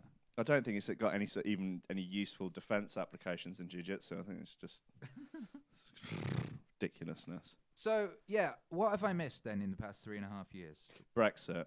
Well, I did admit that you... I mean, it's not what you debate whether or not you would consider that missing it or, like, thankfully avoided. And every time basically every time I get in from DJing, like 3 a.m. or whatever, if I look at Twitter, British people are up and they just moan about Brexit. Well, yeah. All my, like, London people, all my London homies just moan about it. They've been moaning about it for years now. And, like, yeah, I wonder what we would moan about instead if it wasn't there. I mean, it's another thing with British people is that whenever there's a school shooting in America, everyone comes out with their like, oh wow, you got to ban the guns, with like, no intention of ever having like looked into the actual situation and to try and understand the very complicated issues there and quite what banning guns might involve. But let's just imagine, for example, the US did ban and take away all the guns. Then what would the British be able to hang over them the whole time? The British are desperate for to have superiority morally over the Americans. Yeah. Like, we love to be able to look down on them from a moral high horse. And if they gave up all their guns, then what would we do? say, oh, they're stupid and obese. Yeah, they're fat. Yeah, but like but we're probably fatter than Americans now. Well, maybe not. But we're on our way. They're fatter than they used to be. Oh yeah, visibly. Yeah, it's all those Greg's pasties. It is Greg's. Fucking Greg's. Yeah, but no, I mean, there was a queue outside Greg's when I came up earlier. Oh my god, I was really glad that I'm doing this steak thing because I would have, I'd have done Greg's and things like that for nostalgia's sake, and I'd be feeling like absolute shit at this point, like a week into being back here. What'd you do on the road though? Jerky. Right. But no, here's the thing, like, it's pretty, you can get a steak at some point in the day. Generally, yeah. And if you don't, say you go to a burger joint or something, you just get the patty. Yeah. You get a bunch of patties, and then you're like, yeah. It's expensive to do out, though. No, it's not. Guess what? With the steak? All right, so I went to Wahlburgers. I want it with none of the gubbins. Oh, with the steak thing. All right, so it depends where you're going, right? But I went to Mark Wahlberg's opened a burger joint in Hollywood, and my homie wanted to go there, so we went there. And he ordered the burger and the fries and the drink and all that business, and I had a couple of burger patties. Right. One, that was cheaper than his meal. Yeah. It was like $8 or something compared to his like 16. And two, he lay there afterwards, and I felt mighty and ready to go punch them nuts. Yeah. So like you can eat out on it, just like, because most people, like most meals, it's like a bit of meat and a load of other unnecessary crap, like a bunch of weird green things or whatever. You don't think the lack of vegetables is giving you any sort of grief? I haven't had any grief. I've never felt this good. Now, how long have you been doing it? 5 weeks. Right. Okay. So early days. And you've really not had anything other than meat? No. Wow. Yeah. Did it take long to get used to, or? No. Right. It was immediately wonderful. I was immediately very happy. I feel this like my whole life. I was just like, I knew there was something wrong with vegetables. I knew I wasn't wrong. I knew it was all that. I knew it was 10-year-old boy and you coming out. Yeah, I used to I used to literally spit my vegetables into my hand when no one was looking at the dinner table and stick them in my pocket I'd put a little food bag in my pocket. Yeah. And then I would put it in the food bag, and then I would sneak out the house in the middle of the night, and I would dig a hole at the bottom of the garden and bury these vegetables in food packets. Did they grow into? I literally did this, and one time my mum's digging up the garden and she finds all these things. But literally, I've always been, just knew it wasn't right. And then, it's now there's this mass experiment going on with people because no one's ever really looked into it. There's literally no recorded purely vegan or vegetarian cultures in human history, but we have recorded only meat-eating cultures. There's some kinds of Eskimos and people like that, and they're all fine. Yeah, they just eat a lot of the fat as well as because fat is what they've worked out is that food pyramid from the 70s or whatever was complete bollocks. And they kind of inverted it and made it up at the behest of food lobbyists, or people who were trying to sell shit. Fat's actually really useful and good. Yeah. So, anyway, so I'm very pleased with myself. Yeah, I wonder what the world, what sort of shape the world would be in if we'd never discovered sugar. Yeah. Oh, hey, here's another interesting thing. The human brain, obviously amazing. What separates us from caterpillars and other lower forms of life, like squirrels. It grew and it grew and it grew and it grew and it grew over thousands and thousands and thousands and thousands and thousands of years. And then at one point it stopped and started shrinking. We've recently discovered. Right. It stopped and started shrinking 10,000 years ago. What else happened 10,000 years ago? Well, we discovered carbohydrates, agriculture and farming and vegetables. And we started bringing grains and large amounts of vegetables into our diets. Yes. Tasty though, aren't they? No. Oh. Which ones? Well, bread is enormously tasty. You know bread's the devil. Yeah, I do. But I mean, really, it's just a vehicle for butter, but it... It is. It smells amazing, but it is devil. And it always gave me massive acid stuff anyway. I had a really bad acid for years. I used to wake up in the middle of the night, like, vomiting. Yeah. And I'd go to doctors, and they're like, oh, well, you need to take these pills. And I didn't want to take a bunch of pills. I only liked illegal pills at that point. I was, a good person. And so eventually I just tried different diet things, and I found that if I didn't eat bread and pasta and stuff, I didn't have acid-y stuff. Yeah. Boom. Yeah. So that was, first step down. And then you kind of realize, like, most things in your life actually, like mood and all sorts of stuff, it's like it's what you're putting into you. Which, when you think about it, that's not some radical, brilliant realization. What was the thing they used to say with computer programming? It's called, was it GIGO or something? Garbage in, garbage out. That if you put shit into your computer, you will get shit out. Like, and it's same deal. fucking British people just seem to live on a diet of what's-its, from what I can tell. No, they look very ill, British people. I'm walking around London, I was like, you people no sun, all they've got no really vitamin ill. D. Well, yeah, there you go. There's that. Honestly, they look very ill. So, but yeah, vitamin D. I get lots of that. That's a good thing. So basically, I feel that everyone should move to Los Angeles and eat steak, and then everyone will be cool. Yeah, well, that's not a bad idea. Yeah. All right. Well, I'm gonna start one of those Fund My Travel pages to raise some money so people can send me off to have my ideal life. That's what people do these days. Yeah, fuck. Well, I know. People do.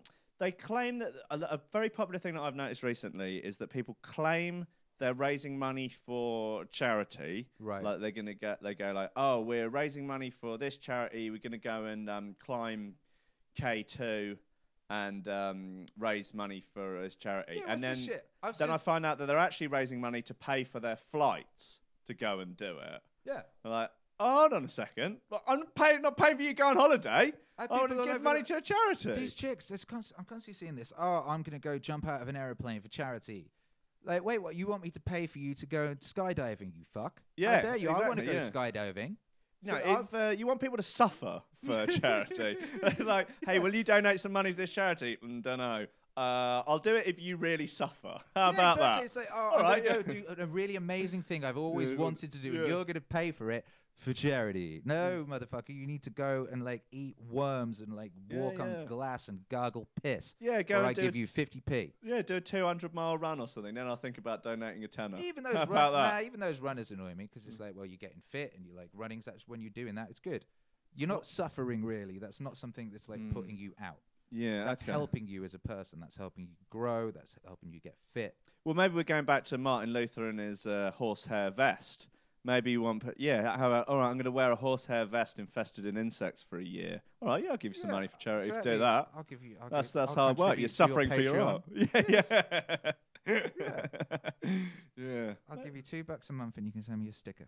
How's the so you're live streaming most of the time on YouTube, I've seen? Yes, it did shut down last night and there's nothing I can do about it, and I suspect this might have been because like my computer rebooted accidentally or something. All right, it's not YouTube fucking you over. It might be. So what, do you have it just set up running even when you're not in? Yeah, I've got it going all the time, and I basically have a bunch of different shows, and I'll be like, I have a very, very meticulously organized DJ library. Every song that I bring in, I tag with about 100 words. Right. Wow. And different like genre things and BPMs and keys and all that. So at any given point, I can pull out songs. So I'll be like, all right, I want a song that reminds me of a autumn day, but makes me feel a little bit sad and maybe hungry, and I can pull out music that does that type thing. That is fairly conscientious. Yeah, and I could do that, you know, so it's very good when you're DJing because you're like, all right, shit, we need some chicks records, but they need to be quite ratchet, and also like they need to like be of a certain BPM and like not make dudes want to punch people or whatever, you know, and I can do that. Aside from using memory, I can do that from words.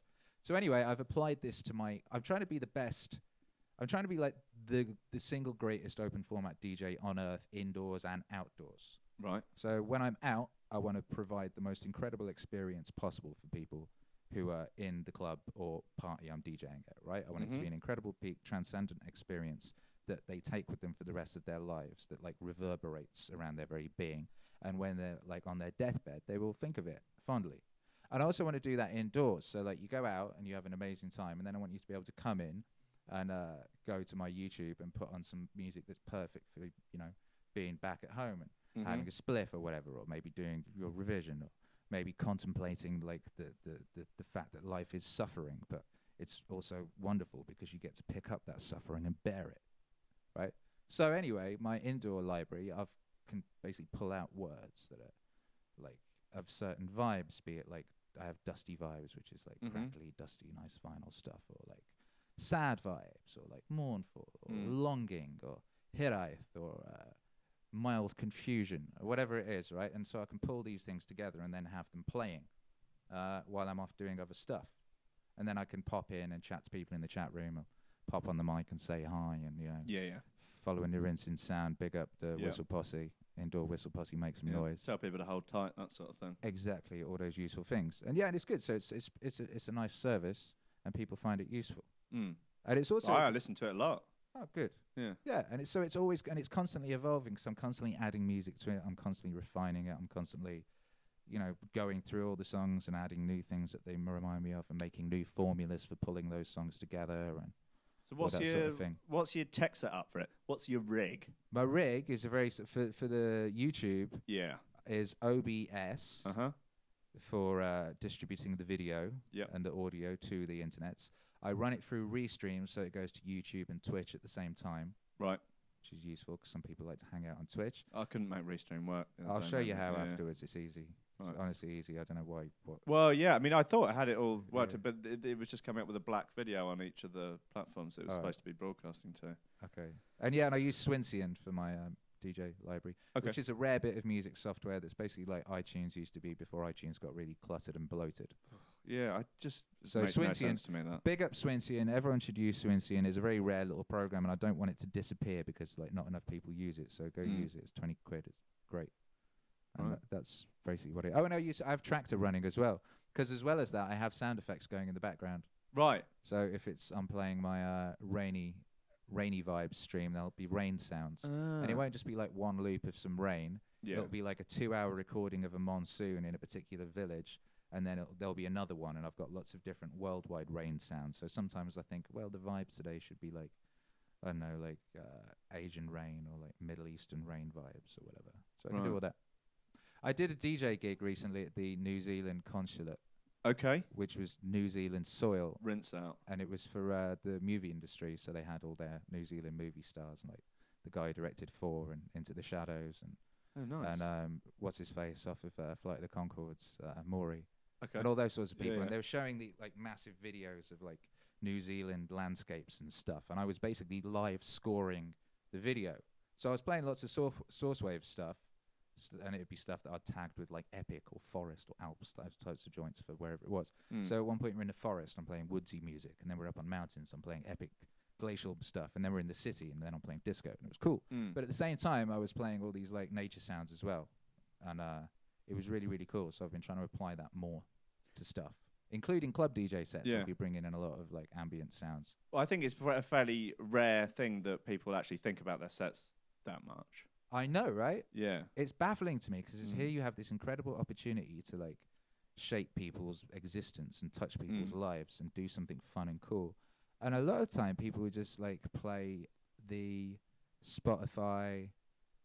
What's that big playlist at the moment that everyone just plays? Because I pay attention, I'll be like, it's the big Spotify hip hop playlist. Right, I don't know. It's the most influential playlist in America. Like basically, if you get on that playlist, it's an instant hit.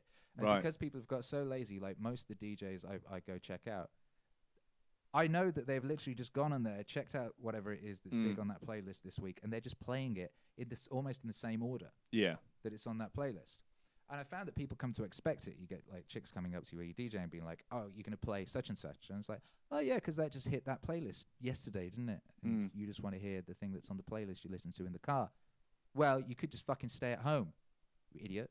Well, it's about. I think obviously within DJing you have a as big a spectrum of people who value their job, enjoy their job, want different things out of it, and I think I think the majority of DJs are very lazy in A, finding records, and B, wondering about what it might potentially do to the crowd. Yeah. Like, I've always tried to really, I don't know, think about, well, I mean, my aim with my DJ sets has always been to make people go as mental as humanly possible. Yeah. So it's about, but there is more to just playing fucking banger after fucking banger after fucking banger. It's the way in but that which doesn't you work, can, does it? No, because you tire people out. It doesn't. Yeah, instantly. Yeah, you can do that for 15 minutes, and then you might as well just finish your set there. Yeah. Like you have to take it on weird little routes, and because then when you drop that huge banger after the weird little route, it sounds so much bigger. Then it's exactly. You have to create. It's all about context with everything.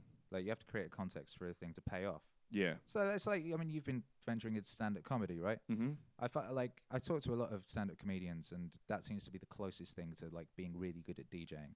And also, I find it interesting that stand-up comedians feel that like when you've been doing it for 6 years, you've hardly been doing it at all. Like you're new. You're not considered a real comedian until you've been doing it for like 15, 20 years. Yeah. And I think DJing is a similar thing. It's like you don't get really, really, really, really good till you've done it fucking lot and you've really been paying attention and like really paying attention, and it's timing and context, and you can't just you'd think, all right, pick the biggest party records and just play those, but it doesn't work. No. That actually doesn't work. I mean, it work on a certain level, and some people are very happy to exist as the sort of DJ who will subsist on that kind of thing. But if you're trying to create a truly magical, transcendent experience, which you can, you completely can do that. If you've got like more than 5 people, you can do that. But only if you pay attention to all those factors and you pay attention to them and how things are affecting them and like all that context. Yeah. I think something that I noticed particularly around when dubstep started being, when it started really filling clubs. So maybe 2010, 2011, like bro step period. with the sort of bro sound, particularly the sort of stuff that I was playing. And you would get a lot of DJs who they basically weren't DJs. They were producers who would realise that they only had very quickly discovered that the only way to make any money was to do live shows, but they had never DJ'd ever, so they couldn't mix, but that didn't matter that much because everyone was playing CDs, so you would have everything and everyone's in the same BPM. Yeah, and everything's 140 anyway. But they had absolutely no idea how to construct a set, how to perform, how to do so many of the things that are important for, being a good DJ. Whereas I'd started DJing when I was 15, playing on a pair of belt drive sound labs and playing at house parties before I even understood what beat matching was. And like when you're playing at a house party to a load of 16-year-old kids who are super awkward and are really unsure about how they should be interacting with each other, and some people would be super drunk and some people would be super stoned, and to try and shape that group of people into a sort of coherent dance floor was really fucking hard work. And so you would have to really, really think about what you were doing and how you were doing it. And it was a real like baptism of fire, just playing, and I was the only one who had decks. So I was the natural choice for any sort of house party to come and play. So I got an enormous amount of experience doing that. And it was years before I even learned how to beat match. Really? Because I didn't have the internet until I was about 17. I did the same thing, actually, now I think about it. And so I had to Google it. Well, it wasn't Google, it was probably Alta Vista or something. Ask Jeeves. I was vinyl first, and but I'd be like, wait for the point where I'd just drop in the next one type thing. I was a drop it on the one guy forever. Before, and then eventually started getting into beat matching, so I was trying to make like live bootlegs. And then I got into Winamp DJing. Nice. Which was great. Yep. I was very good at that. and then I got really, really serious and got into Tractor. And by that point, I was approaching it from the point of view of someone who had, while I'd been party DJing for ages, like way more than I gave myself credit for, I realized, I'd been producing for a little while. So I was going at like the whole DJing thing with also a producer mindset of trying to create new stuff as well as create an incredible experience. I was also trying to kind of create something new with the music I was using. So that led to what I now do, which involves a lot of kind of like live remixing as well as I mean, it's not always the right time to do that. Sometimes the right thing to do is just play the original track. Sometimes the right thing to do is play the original track in its full length. Yes. Sometimes the right thing to do is like bang in a bit of a chorus and then bang into the next thing. It's like there are no set rules for anything other than like pay the fuck attention to who's in front of you and like what's maximizing their experience. I found a lot of these around the same time, that a lot of DJs that would have their whole set planned out to the basically to the second. Yeah, I keep seeing that. I keep coming across that. People expect that. I'm playing Coco this Friday. And the organisers hit me up and asked me if I could send over my set list, so they didn't want to make sure they didn't play some of the same records. But it's like, I don't have a set list. Like, I haven't decided in advance that I'm going to play all this. I literally never do. I always make it up as I go along based upon who's around. Now, I think of it like fighting games. It's like you have combat, you have fistfuls of songs that work together, right? Yeah. You've got little squads. Routines. You have little squads. You know that that song and that song plus that song equals that. So then you can start chaining them together, like combos playing a fighting game. So it's like, all right, I'll bang that, I'll give him the uppercut, then I'll give him the kick in the dick, and then I'll like smack him around the back of the head, and then I'll chuck him in the end, blah, blah, blah. And you keep chaining those things, and you go power up, boom, boom, boom. And you can do that, and you can change that depending on what's going on, because, you never know who's in the room. And how much they've drunk and what's going on. And sometimes it's not the right thing to do is to give them the kick in the back of the head. Sometimes the right thing to do is kick him in the dick. Yep. And that will be much more effective. But yeah, so I'm not sure what to do about Friday. I don't know whether to just like send them a fake set list. Yeah, do. Just send them like Rebecca Black Friday, Justin Bieber, you know, just a really like hilarious list. This guy there, he was telling me that he played there. I love this guy. And he was telling me for some reason he decided to like do some audience trolling thing where he played Wigfield 20 times throughout the whole night just to see what he could get away with. So he plays Saturday night, and they're like, "Hey, this is ironic and fun." Sounds like that Grimes boiler room set. Yeah. Whose? Grimes. Oh, is that what she did? She played like Mariah Carey the Christmas one. She played Wham. And, good for her. Just in Ibiza in the sun. Yeah, he kept doing this. So he'd play it, and then he'd play like, you know, MOP or something. Then he'd play Wigfield again. Then he'd be like a couple of hip hop songs, then Wigfield again. And then people start getting really angry and like throwing things at him. But he just kept doing it until they just left. It's like, what? That's incredible. What balls? I don't think I could even do that. I actually really want the crowd to like me and be happy. Yeah, weirdly. Like part of me is like part of like me being an amazing DJ is part of me just like wanting them to like me or like not hate it and to have a nice time because I want. Yeah. You know what I mean? Yeah. It's like, why would you be bad when you could be good and they'd think you were brilliant? Yeah, I mean, you've got such a platform to be good as well. Like, I find it really, really frustrating when you see they want you to be good. They want it to be great. It's like the best possible audience. Yeah. It's not even like you have comedy would be the hardest thing in the world. I have such respect for anyone who can do that because people aren't really there.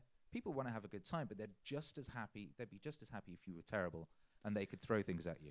Yeah. That would be just as good for them. Sometimes it's more fun to go to a night when the person is bombing and like the audience has turned into a bunch of horrible cunts. Yeah, there's nowhere to hide as well when that happens. It's not like you're even stood behind a set of decks or hiding behind other people's records or like you and a microphone. And you can't just like pull out American Boy or like fucking Fleetwood Mac or something. Yeah. There isn't like that one joke that you can just pull out of your ass that'll make everyone piss themselves. Yeah. But there are songs that exist that will just fix any situation.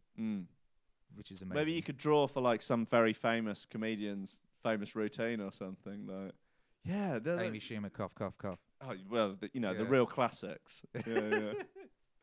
Oh God, or the Mickey Flanagan out bit. Yeah, that's. Yeah, how are you finding stand-up? I'm on a sort of self-imposed break from it because of it's fucking stressful. Yeah. Like it, and I was at a point where I was like, well, I feel like I could be pushing to go out and do some road shows, some shows on the road. But then it was like, do I want to go back to being on the road doing shows in provincial arts centres for 50 quid? Like, I spent so many years of my life doing that, playing drum and bass. Oh, my God. Can I go back to sleeping in really dreadful bed and breakfasts in, like, Bridgewater? And things like that. I was like, I don't know if I. The answer I don't is know. No. And I've got to earn a living at the same time, and it's like, yeah, maybe not. Maybe I'll try and get this whole YouTube podcast thing going. Perhaps I can skip a few steps and then like. It works. People are doing it. Yeah, it does work. Yeah. As long as you don't. Comedy Centre comedians are very angry about this. Yeah, they're really pissed off that like Brandon Wardell exists.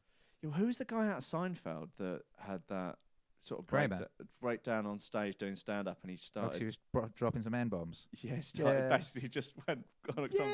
He got heckled by some black guy and just starts like busting out. Yeah, then he crazy tried to explain racist shit. He tried to explain it away by going, that's what. Oh God, what was his name?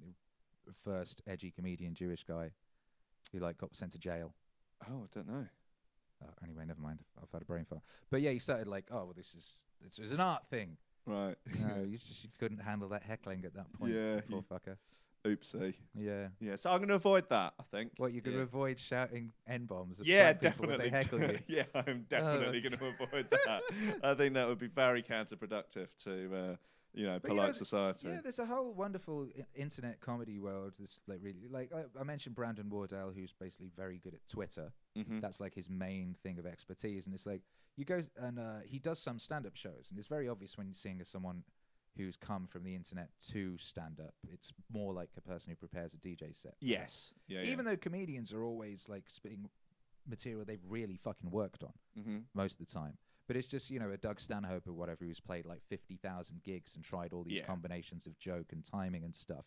They just have that shit down to a fucking art form. Then you have someone like Chris Raygun, who's very funny and just like, but films himself talking and then cuts it. Yeah. And then puts the YouTube video up. So he inserts his own timing. Yeah. And he's very good at that. Yeah. So you could do that, and that's a very good and legitimate. I mean, that's kind of what I was going for with those coffee and memes things, which I need to do another one of. I like those. How often are you dropping them? I was doing them every week, but I must. haven't done for the last couple of weeks just because I've been trying to sort this. Consistency is the most important thing. Yeah, it really is. It really, really is. I mean, that was the advice I gave Nasty before he blew up. He was like, it's constant.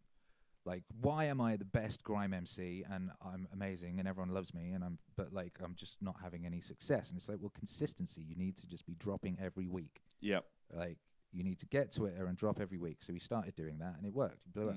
And it's literally, and in the fucking modern world of algorithms running everything, the algorithms, you have to feed them. Yeah. You have to feed the algorithms, otherwise they cast you out. And like, it's like demons that must be sated. Yep. So you have to drop at least weekly. And actually now, my sources are telling me 3 times weekly is required on YouTube.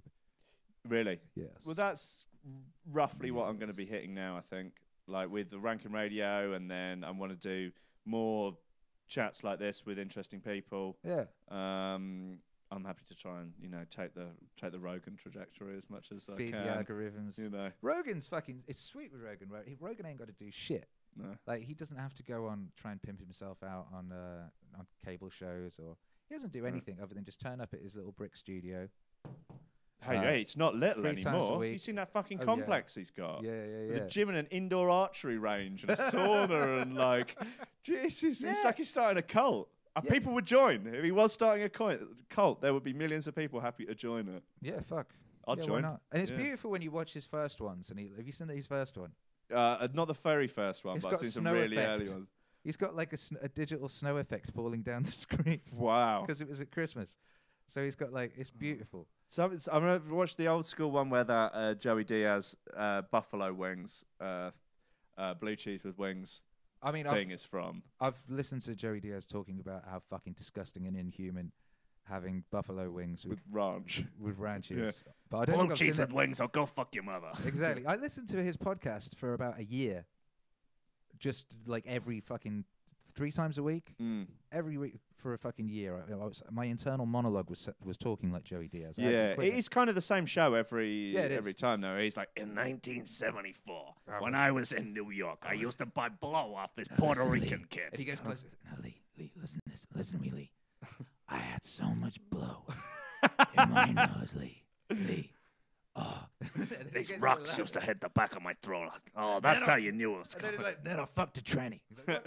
It's like, look at Joey. Before I saw Lee, I pictured in my head as like this like little skinny, little sort of like, oh, Uncle Joey, no, don't give me another Red Star of Death, Uncle Joey. And then you see him, he's like this big lad, like. Yeah, he's so funny. Like, God, he's just been dragged along. I feel like he's just being dragged along for the ride like a sort of familiar. He's a brilliant example, though, of creating your destiny, because what this guy did was he loved Joey Diaz. That was his favorite comedian. And he saw Joey Diaz doing interviews on Joe Rogan, and Joe Rogan would occasionally say, Joey Diaz, you should have your own podcast. And and he was cocksucker, I can't turn a computer, cocksucker. Yeah. And Lee Syatt just writes to him and it's like, hi, I'm a big fan, love you, I will help you do a podcast, I'll do all the technical stuff, I'll upload it, do all the bobs, linkied in. Yeah. What the fuck are linkied in?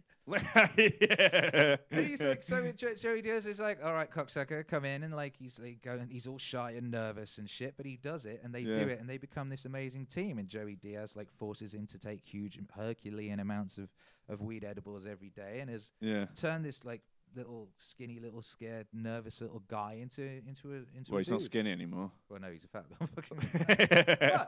Well, no, I think he always was, but now he does jiu-jitsu. So he's actually like, he's really sorted his life out. Apart from the fact that he's just like comatose on edibles like 3 nights a week, which can't be good for you. No, I wonder, like, if they legalise it over here, I wonder whether or not I'd start. I mean, I've considered certain maybe edibles occasionally, but I don't. I gave up smoking, so I wouldn't want to start. I was smoking like a chief over here, Like, I think like I induced my son's birth early, like, so I was smoking this Amnesia Crow that Nasty gave me, like, which was some mental shit, and like he was suddenly in the house, don't know why, and along comes Hercules. But then I moved to America, and I moved to Los Angeles where it's legal, and people just walk around on the street smoking it.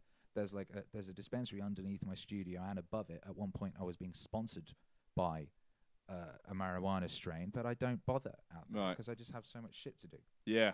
And like I'm very focused now, and I find it amazes me now that I used to live in Hackney Wick and like smoke loads of weed and sit around eating Wotsits and stuff, and like play video games. I used to play loads of video games. Like, how the fuck do you have time to do that? Yeah, I occasionally think, maybe I should start playing games again, just as something to do to relax. Yeah. And I bought a PlayStation 4, and I think I played it for a week, and now I just use it for Netflix. Yeah. Yeah, exactly. Same. I mean, I'm at the point now where like I didn't watch a single TV show all year, and we were like, The Walking Dead came back, and it's like, that's like one guilty pleasure I used to have was hate watching The Walking Dead and then bitching about it with my wife. That's just right. Like, oh my God, I fucking hate everyone on this show. Cool! Why don't they Carl! Cool! It's the same every week. The dude from Teachers comes out, he gets in an awful mess, and then he shouts, sweaty. Carl! He's all covered in blood. And that's the end, and nothing really happens. Yeah, it's EastEnders with zombies. Imagine if they condensed each series down into one feature-length episode. It would be really good. Yeah, it would, but they don't do that, do they? They drag it out for like 26 of them. Yeah. But I will hate watch it, and I know I'll regret it on my deathbed. I know full well when I'm dying, I'll be like, if only I had all those Walking Dead hours back. Yeah. Fuck. But anyway, so it's like, fine, haven't watched any TV all year. Put The Walking Dead on. I'm like, I was all antsy, and it's like, this was sitting here watching a thing. I could be doing something useful. Fuck. And I was having little spasms because I wasn't doing something useful. And now I find it very difficult to relax. Because there's all this stuff that needs doing. Maybe you start smoking weed again. Yeah, shit, maybe. You need to get into the yoga. Try the Wim Hof method. Do some breathing. Fucking Wim Hof cultist. There's a cult. Yeah, I mean, it looks like a fun one. Yeah, my wife's into it. Get your kit off, jump in a frozen lake. Bendy around. I like the frozen lake thing. I've got into contrast showers the past year. Man, so I did do it for a while. I did the breathing thing for a little while, and the Wim Hof one. Yeah, it's amazing. Like I held my breath for like 5 minutes or something. It's completely insane. Right. And what happened? Well, you saw. Well, were you doing it for a protracted period of time, as in like months or anything? Or? No, I feel for, I don't know, a couple of weeks or something. Wake up in the morning and like have a cup of coffee and then do for like 5 minutes, like 2 5-minute rounds of it, where you just sort of like. Yeah. And then what? But how did that affect your life? Well, I don't know, but it meant that I could hold my breath a long time. I mean, it's massively oxygenating your body. People say it has some very interesting properties to it. I mean, if I was to do that, say, before a roll in jiu-jitsu, I'm sure I would have considerable stamina improvements. Are you doing jiu-jitsu? Yeah. Oh, nice. And is this because of Joe Rogan? You know what? I actually started it before I got my full Rogan obsession. Like I wanted to. I've done a bit of Muay Thai in my Muay Thai kick to the face. Yeah. Best grime song apart from that one about £5 munch. And I came back after I came back from Berlin. I was like, I should go and start Muay Thai somewhere. And then I went to the Aldi in Port Slade, and there's a jiu-jitsu gym opposite it. And I was like, maybe I'll go and give that a try. That's meant to be fun, and loved it. And yes, I've been doing that for like 2.5 years now. All right, that's dope. Yeah. How's that changed your life? It's fucking amazing. I mean, I'm injured all the time, right, but that's just something that goes with it. But it's nice to know that you could choke a motherfucker if a motherfucker would. Exactly. This is what Jocko Willink says. Yeah. It's just like, just the confidence. It's the warrior in the garden. Yeah. It really is, because, I mean, if anything, it's the more I do it, the more I would be less inclined to ever get into any sort of physical confrontation with someone, because you learn very quickly the limitations of the human body when it comes to fighting, and it comes to putting your limbs in the right place at the right time for what you want to achieve. The fucking larynx It's really thing. Fucking hard. You just like how easy it is to kill a person just by poking that. Oh, well, it's just when you have someone, like, even if you had a white belt that's been training for 6 months, when you have them apply a rear naked choke to you, like anyone that thinks, oh, I'll just gouge their eyes out or hit them in the bollocks, like you have no idea what you're talking about. You have absolutely no idea. Was it Boss Rutan saying like, yeah, you try to gouge my eyes out, I'll break your fucking neck? And it's like as soon as you feel that squeeze and you feel your brain realizes that if this squeeze stays on for 2 or 3 seconds, I'm going to go unconscious. I'm done, yeah. The panic that ensues is it's ridiculous. And you think, oh, I'm going to put the fingers into the eyes. By the time you've got your hands up there, and if you even could get to someone's eyes when they're just stuck their head down a little bit, you're unconscious in 3 seconds. Like it's so powerful when someone actually knows what they're doing. Yeah. And then the idea of like really training in live sparring, live rolling, where everyone's going pretty much 100%. Apart from maybe when you're going to apply like a joint lock or something, because you don't want to just jerk stuff and potentially break something. But there's no other sport that you are able to go pretty much 100% in sparring every day. Like you couldn't do that in boxing. You couldn't be punching each other in the face at 95% every day, because you'd last a week at most. And just to eventually be comfortable with physical confrontation.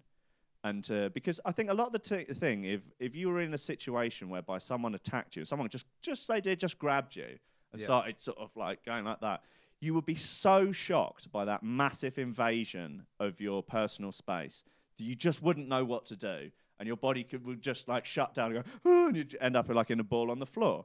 And I think that's the sort of thing that happens to girls when a guy that's bigger than them gets up into their space and tries to do something horrible to them. A lot of girls would just sort of submit basically and go, "Oh, this is so terrifying. I'm not going to know what to do."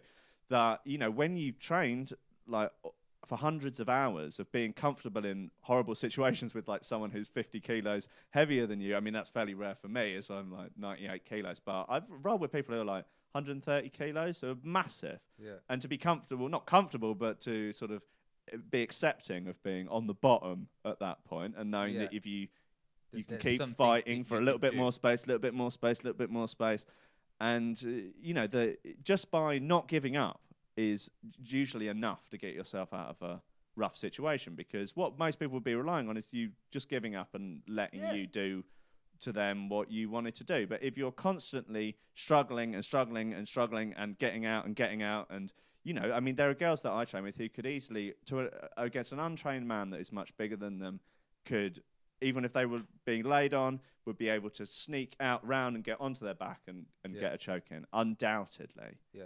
And jiu-jitsu is just the perfect thing for, for getting that world. Yeah, basically. Because also like world.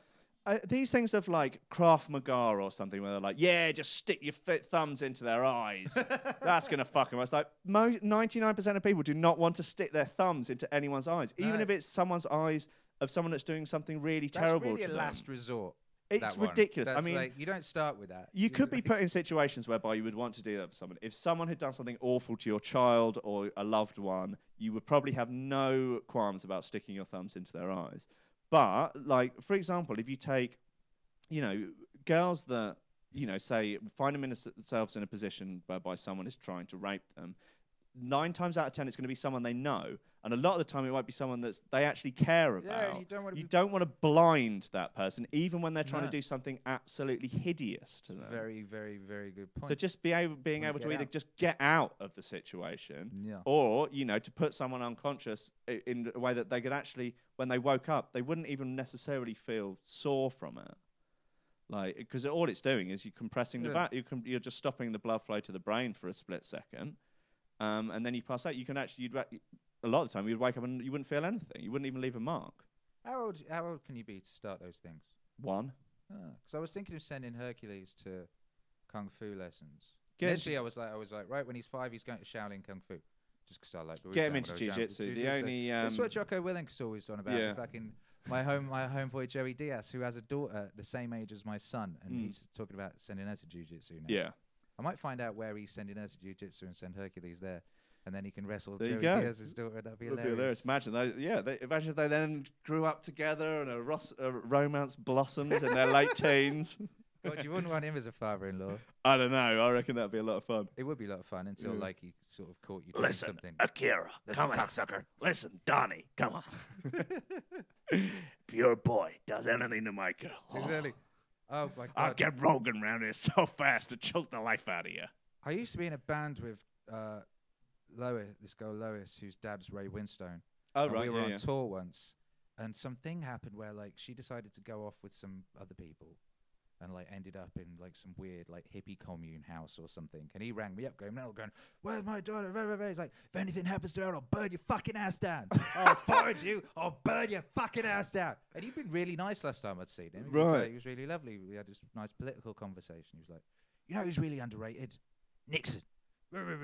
He was a very funny guy. Yeah, I guess you would say Nixon was underrated. That'd be one way of putting it. Yeah, but like the second you're incredibly protected, you'd imagine Joey Diaz would be like, he's like, Yeah. I'll burn your fucking ass down. All right, no problem. I guess I'll go and start looking. Keep her away from the hippies. She had this, she loved hippies. Still does. Right. Well, it's kind of nice to see that Ray Winston is as you would imagine him to be in real life. He really is. He's wonderful. He's Yeah. like perfect patriarch, brilliant host. Has 3 girls and adores his family. He's very family orientated. Yeah. He's got a bar in his house called Raymundo's, and he likes to stand behind it, pouring cocktails and stuff. He's sort of the dream, really, isn't it? Yeah, he's a class guy. Lives in a posh bit of Essex. Yeah. Didn't completely flee the hood. He got into the nice bit of the hood. But the point on that jiu-jitsu thing is that thing that the gardener and all that business. The thing that Peterson was going on about recently with regards to the meek inheriting the earth. Yes, so which is that very important thing, which is it wasn't the meek. The actual translation is those who have swords and know how to use them will inherit the earth. But keep them sheathed. Those who have swords and know how to use them but keep them sheathed will inherit the earth. Mm-hmm. And that's basically what school should do. Yeah. Really, that should be like the fundamental part. That should be like the physical side of school. Teaching you to be able to stand up for yourself, but ideally not have to. Only when. The thing with, say, something like Kung Fu is that it's, you don't get to do this sort of live sparring in the same way, and it can create an unrealistic level of confidence of how good you would be in an actual fight. Yeah. Whereas there's just no, the problem with jiu-jitsu is that it's nothing against a more than one person. Right.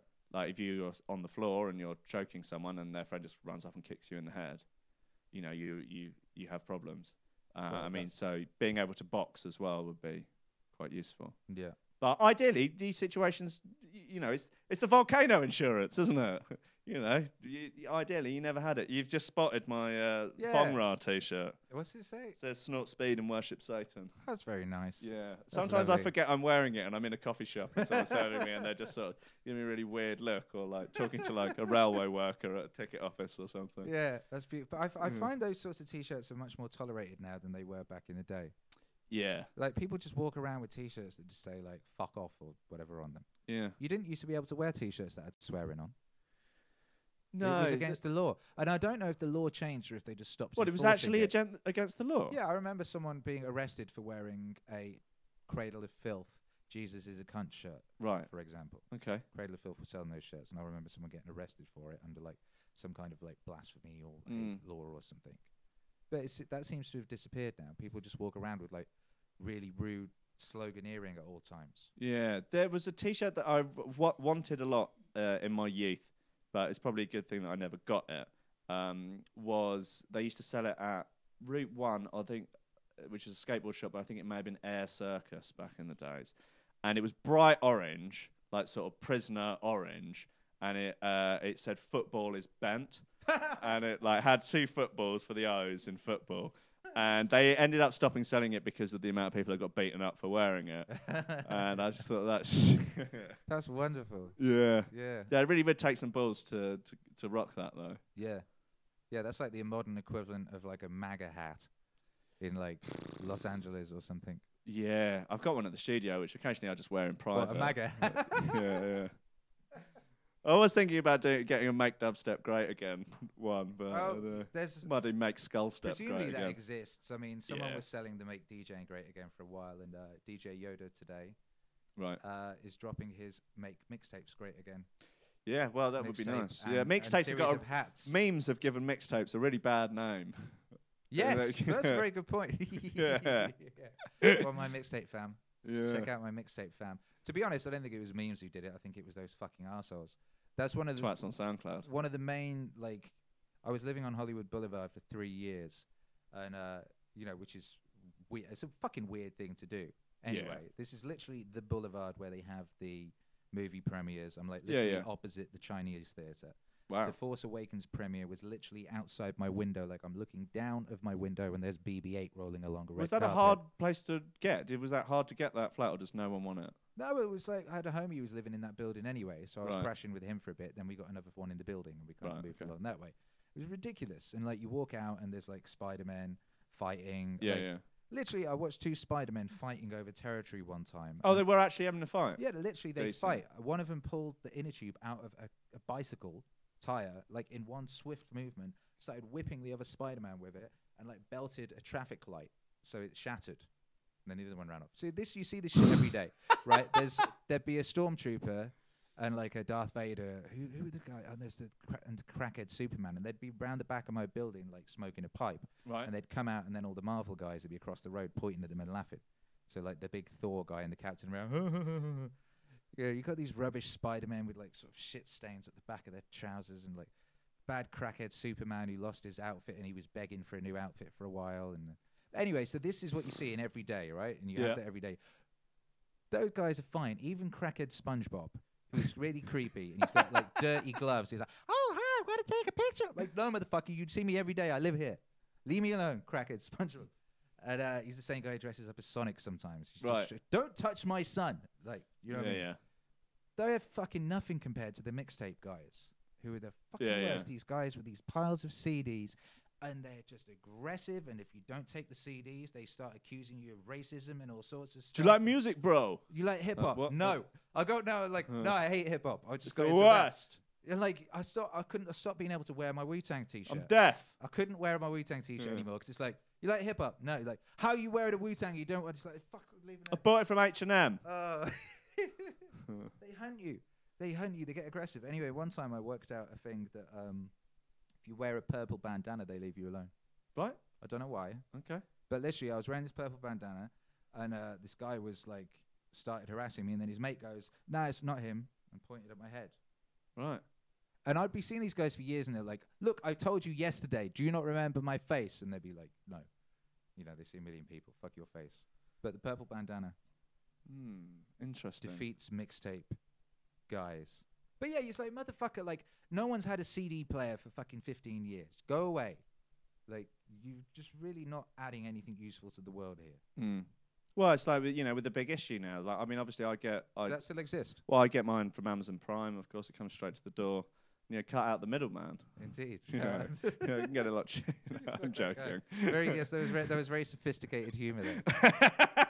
That requires you to be aware of what the big issue is. Remember that their whole business model is like giving the proceeds to homeless people and Yeah. There's a fucking weird thing, big issue. The guy who pierced my eyebrow was a big issue salesman. Right. Yeah. And okay, you got him to wear gloves or?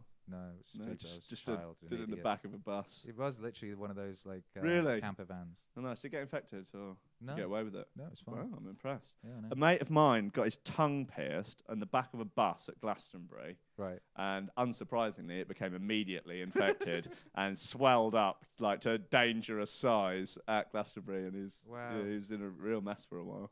Wow. Bless him. I pierced my tit with a safety pin on a train. For a laugh. Or?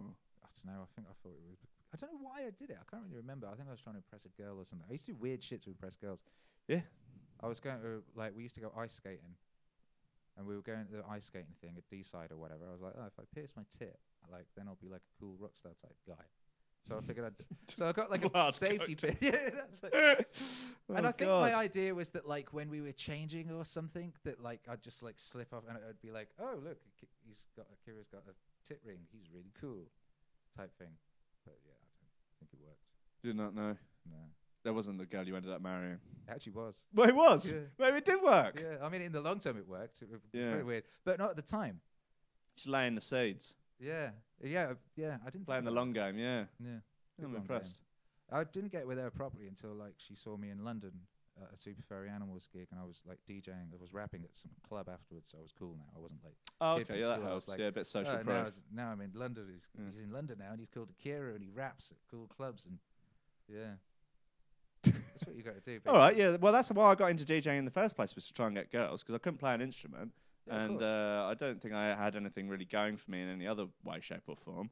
So, like, I was like, well, no one else is DJing. I'll do that. No one else was DJing. That's brilliant. Really, yeah. Imagine that. Imagine a time when no one else was DJing. I know, right? Or had the capacity. And it's 1999. Yeah. And this is the thing, because that's why so much of this stuff that people go, oh, men, too many men in this area. No, the reason the men are in that area is because they're trying to impress chicks, basically, and propagate the species. And so they will put the fucking hours in, and they'll stay up till 5 in the morning learning this ridiculous craft for ages in order to get really, really good at it. So there's this disproportionate thing. Yeah, it's like, how many hours do you want to spend in your bedroom on your own, fiddling around with a computer? Yeah. DJing is a ridiculous thing. So, like, how many times do you want to listen to this same record over and over, trying to make it fit into another record, and trying to do that with lots of records, and trying to get to the point where you can hypothetically take any record and make it sound good with another record? Do you realize how fucking ridiculous that is? What a ridiculous thing to dedicate your life to doing. Like, imagine being on the outside witnessing that as a mother or a spouse. Like, there he is again, listening to that same fucking loop over and over and over and over and over, like a mental person. This is what we have chosen. Yeah, and with a lot of DJing, like, for say, take house or techno, like, really your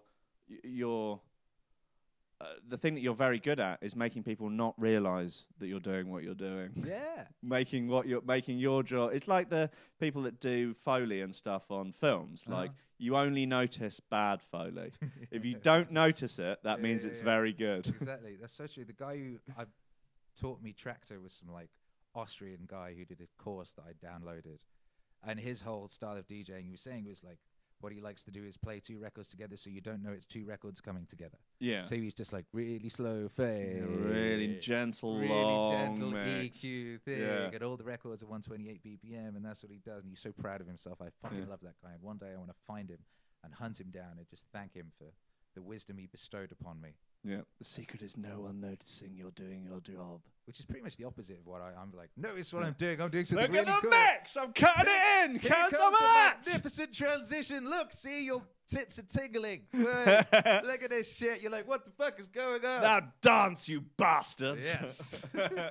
Yeah, that's always been mine. I just tell people when to go, now! Just jump around now! Come on! That one works. I mean, I have an applause button on my thing pad. I do. I brought my own crowd. I was getting into persuasion, and I was reading all these books on persuasion, and there was a chapter on like the guy who came up with the laugh track. Right. And the reasoning behind the laugh track and how fucking effective the laugh track was. Like, even when it's on, even when you know it's doing, you still laugh more. They do all this A/B testing with it. I was like, if I get an applause button, and I start just banging in like crowd sounds and like really loud applauses at the end of songs and stuff, well, that fucking works. It's brilliant, right? I almost wish I hadn't said that, because people are going to start copying me, because like literally I've never seen anyone else do it. But it's fucking amazing how it works, and how it works when people know it's working. Yeah. You know, like, they're like, let's join in. He's doing that. Yeah. Then they all start doing it. Next thing you know, you've got like an arena atmosphere in like a little club or something. Like that. You know what I mean? Like, I remember playing with Adam F in LA, actually, at that theatre, the Avalon. Oh, no shit. And he, rather than bringing an MC with him, he just made sure that there was a third deck and just had a load of MC samples on the deck. I do that. Like, make some noise for Adam F! Yeah, I'll do that. I said, fuck me. Adam F was another one who was hugely inspirational in how I play, because I was at V Festival emceeing the Our House tent. Right. And so I was the MC all day. And Adam F comes along, and he had he was using Tractor. He had an S4. And he had a bunch of sound effects buttons for like countdowns and shit. He's like, 10, 9, 8, 7, it's Adam F. And I was like, this is fucking brilliant. And he just had his like Tractor S4 thing. And he was like, fuck, that's what I was like, this will be my setup. It was because of Adam F. Right. Fucking banging. Because he just used to get any big artist that he'd worked with to do him like a sort of shout. So it'd be like, Adam F, Jay-Z, Adam F. Or like the Beastie Boys or and I had a bunch of these from being a music journalist. So I've got like Raekwon. This is Raekwon the Chef rocking with Akira The Don, you know what I mean? And all these. I've got this is David Hasselhoff, a.k.a. Hassel the Hoff. Rocking with Akira The Don. I've got a bunch of these. So I was like, I'll use these things as sound effects, and I'll bring in explosions and stuff. And the one that my dream one is one from Bruce Buffer, the UFC announcer. Oh, there you go. Well, yeah, you can actually, on his website, you can like commission him to do stuff. How much? There's probably only a few hundred or something, but they had one on there that was had been done for a wedding. And it was like introducing the bride, and it was like standing 5'4" tall in heels. I use Fiverr for that shit because there's. Oh yeah, of course. Yeah, there's. I found the guy who does the. Damn son, where'd you find that? Oh really? Yeah, he's a guy called Joe, and he's on Fiverr, and he's like a local radio DJ from Pittsburgh or something. Really? Right? And he'll just read anything you want in a big radio voice, and like on Fiverr, you know. So I get him when you hear things on my mixtapes of stuff of that nature or whatever, it'd be like. I get guys on Fiverr. There's guys on Fiverr who do like celebrity impressions, right? So for one record I did, I got someone to do a Richard Attenborough impression, to do a War of the Worlds type thing with some different things. Yeah. Glorious thing about the modern world is there's people who do anything. Yeah. You know what I mean? People do anything for a pound note. Yeah. I got like for Sourcewave Radio, I got like this Japanese chick to like just read out the names of all the. You're listening to Akira The Don, Sourcewave Radio. You're listening to Dusty Vance, and she's really good. It sounds really cool. Yeah. I got a bunch of them. Yeah. Oh, that's a smart move. I'm going to get that because I wanted to get some really ridiculous samples for the Rankins Records thing. Like maybe like even punch them in with different little video things that come up. Yeah, well, there you go. Like, you know, a phone ringing and then like, oh, who's that? Oh, it's your mum calling for the rewind. Banter. That's it. Do you remember Fabio and Groove Rider used to have like similarly terrible ones on Radio 1? Like, oh my God, this deserves a rewind. Fabio and Groove Rider. I love that shit. I really love that stuff. And it's like I've always been one of these people who disliked the whole notion of a guilty pleasure or like ironically liking like heavy metal music. Post-ironic. I just like it. I just actually like it. I actually think I love Westwood. I honestly think Westwood is like one of the greatest. I go through like ebbs and flows. Time. I really hated him for a while. Now I love him. I think he's great. I think he's a national treasure. He is. He's wonderful. I adore him. And all that stuff. He was a big, pioneer of that type of stuff. But of course, he was getting it from some of the New York guys. Stick a fork in it. Funk Flex. And drop a bomb on him, son. Bow down and kiss the ring. Yeah. Oh my God, legend! But I love it because it works as it gets you amped, and even people who hate him, it still inspires an emotional response and reaction in them. You can't forget it. You're getting more of a peak experience than just like someone being a bit cool and like standoffish. And like, well, no, this is a really pretty cool record, and I'm gonna play it. Yeah, it's like the Howard Stern effect as well. For the people who don't like it, they probably end up listening to it more than people who actually like it. Yeah, exactly. Shout out Howard Stern. There's another important figure in the evolution of all this stuff that we're doing. God, he's been through the works. Yeah. Right, look, mate, we've done 2 hours. Fuck it, we'll see. There you go, Rogan Lems. I know. That's the dream, isn't it? That was Rogan-esque. Very, very well done. Thank you. Bravo. I did my best. You did very good. It didn't feel too long. You could have provided more water, to be fair. Have I run out? Oh, okay, sorry. Yeah, like, there's got this fridge. It's only got booze in it, though. One small bottle. Well, you didn't offer me a drink either, did you? Oh, sorry. It's all right. It's only it's like midday. You don't drink beer anyway. What's that? Oh, God, it's mental stuff. So you've got a fridge of beer. Yeah, it's not my fridge. It's not your fridge. Yeah, so we got a fridge. The internet didn't work earlier, but like we've got this mini fridge with some Jägermeister in it. Going. Jesus, the internet in this goddamn country is disgusting. They have Look, I will not have you rag on the United Kingdom any longer. I was so excited. It was like, wow, there's Wi-Fi on the bus. So I get on the bus and I connect to the bus Wi-Fi. It doesn't fucking work. Because it doesn't work. Anything. Wi-Fi on the bus. But they've got these stickers on the side. Yeah, I know they've got stickers. Yeah. Oh wow, the future. God. Do me a favour. The girl on it, you can see the girl on the sticker. She's looking at her phone like, like absolutely aghast. Yeah, you fucking would be if it worked on the bus. Yeah, honestly, good luck. Brighton and Hove buses got Wi-Fi on my fucking foot. There's a line on the first Living in the Future where I say something about like being able to look at the internet on the back of a bus. Yeah. I used to like to go back of the bus, because it's a cool way to rap. I've got my son drum bass MCing, by the way. Good. The way I learned to MC. When I first was trying to teach myself to MC, it was at a drum and bass trick where you go agada agada agada agada agada agada bigada bagada bush. And then you just go agada bigada bagada bush, agada bigada bagada bush, agada bigada bagada bigada bagada bagada bush. And Hercules can do that. There you go. It's fine. It's a wonderful thing. Good. If you can teach a 5-year-old to be a drum and bass MC. Yeah, that would be good for your soundboard. Yeah. All right. Yeah, that'd be perfect actually. If you get him to do a load of like skibbity style drops. Shout out to Skibber. Oh, good old Skibbs. Yeah. God bless him. Yeah. Oh, when was the last time I saw him? I always feel like a show with him in Moscow. I always feel I should be going R.I.P. because I just feel that he's the sort of person who's died and you should feel respectful towards. But he hasn't died. It's only Hyper D. Yeah. Yeah. Well, yeah. Last time I saw Skibbs, I was in Moscow, and it was just after that Raveageddon thing that I did, the parody. I don't know if you ever heard this. It's like a parody of a sort of pirate radio station advert, like those old school pirate stations would have adverts for raves. And it'd be like 32,000 DJs, 59 MCs. It was like MC Skibbity's magical world of dancing dildos, and like Andy C's Laser Quest, and that had just started to go viral. And I was just worried that Skibbs was going to turn around to me at one point and go, "Saw this about this magical world of dancing dildos then, Rankin." What was that one? Someone was doing like horse racing commentating in the style. Oh yeah. It was over Garage, I think. Yeah, I thought that was you. No, it doesn't. Yeah, it's something that I would have watched and gone, you would have done. "Oh, I wish I'd have done that." Yeah. Yeah. But like this radio advert one, I just can't believe that someone hadn't parodied that already. Like, I mean, they're almost parodies of themselves in a way. That's the thing. I always wanted them to do a Grand Theft Auto London just so you could drive around the car with those stuff, because the radio stations in Grand Theft Auto are the best things. And it's the way that British people think that Americans are ridiculous. Like we were talking about earlier. And they kind of look down on them. But British culture is very hilarious when you just take one step away from it. Oh, yeah. You know, all of it is fucking ridiculous. I mean, it's hard to really look at a sort of any culture that isn't, like, when you take a step back from it, a bit silly. Yeah, but that's what culture is. That's the glory of it. You know, you got music, food, art, and, like, you got things that... Moaning is an art in itself, and that's a big thing. Yeah.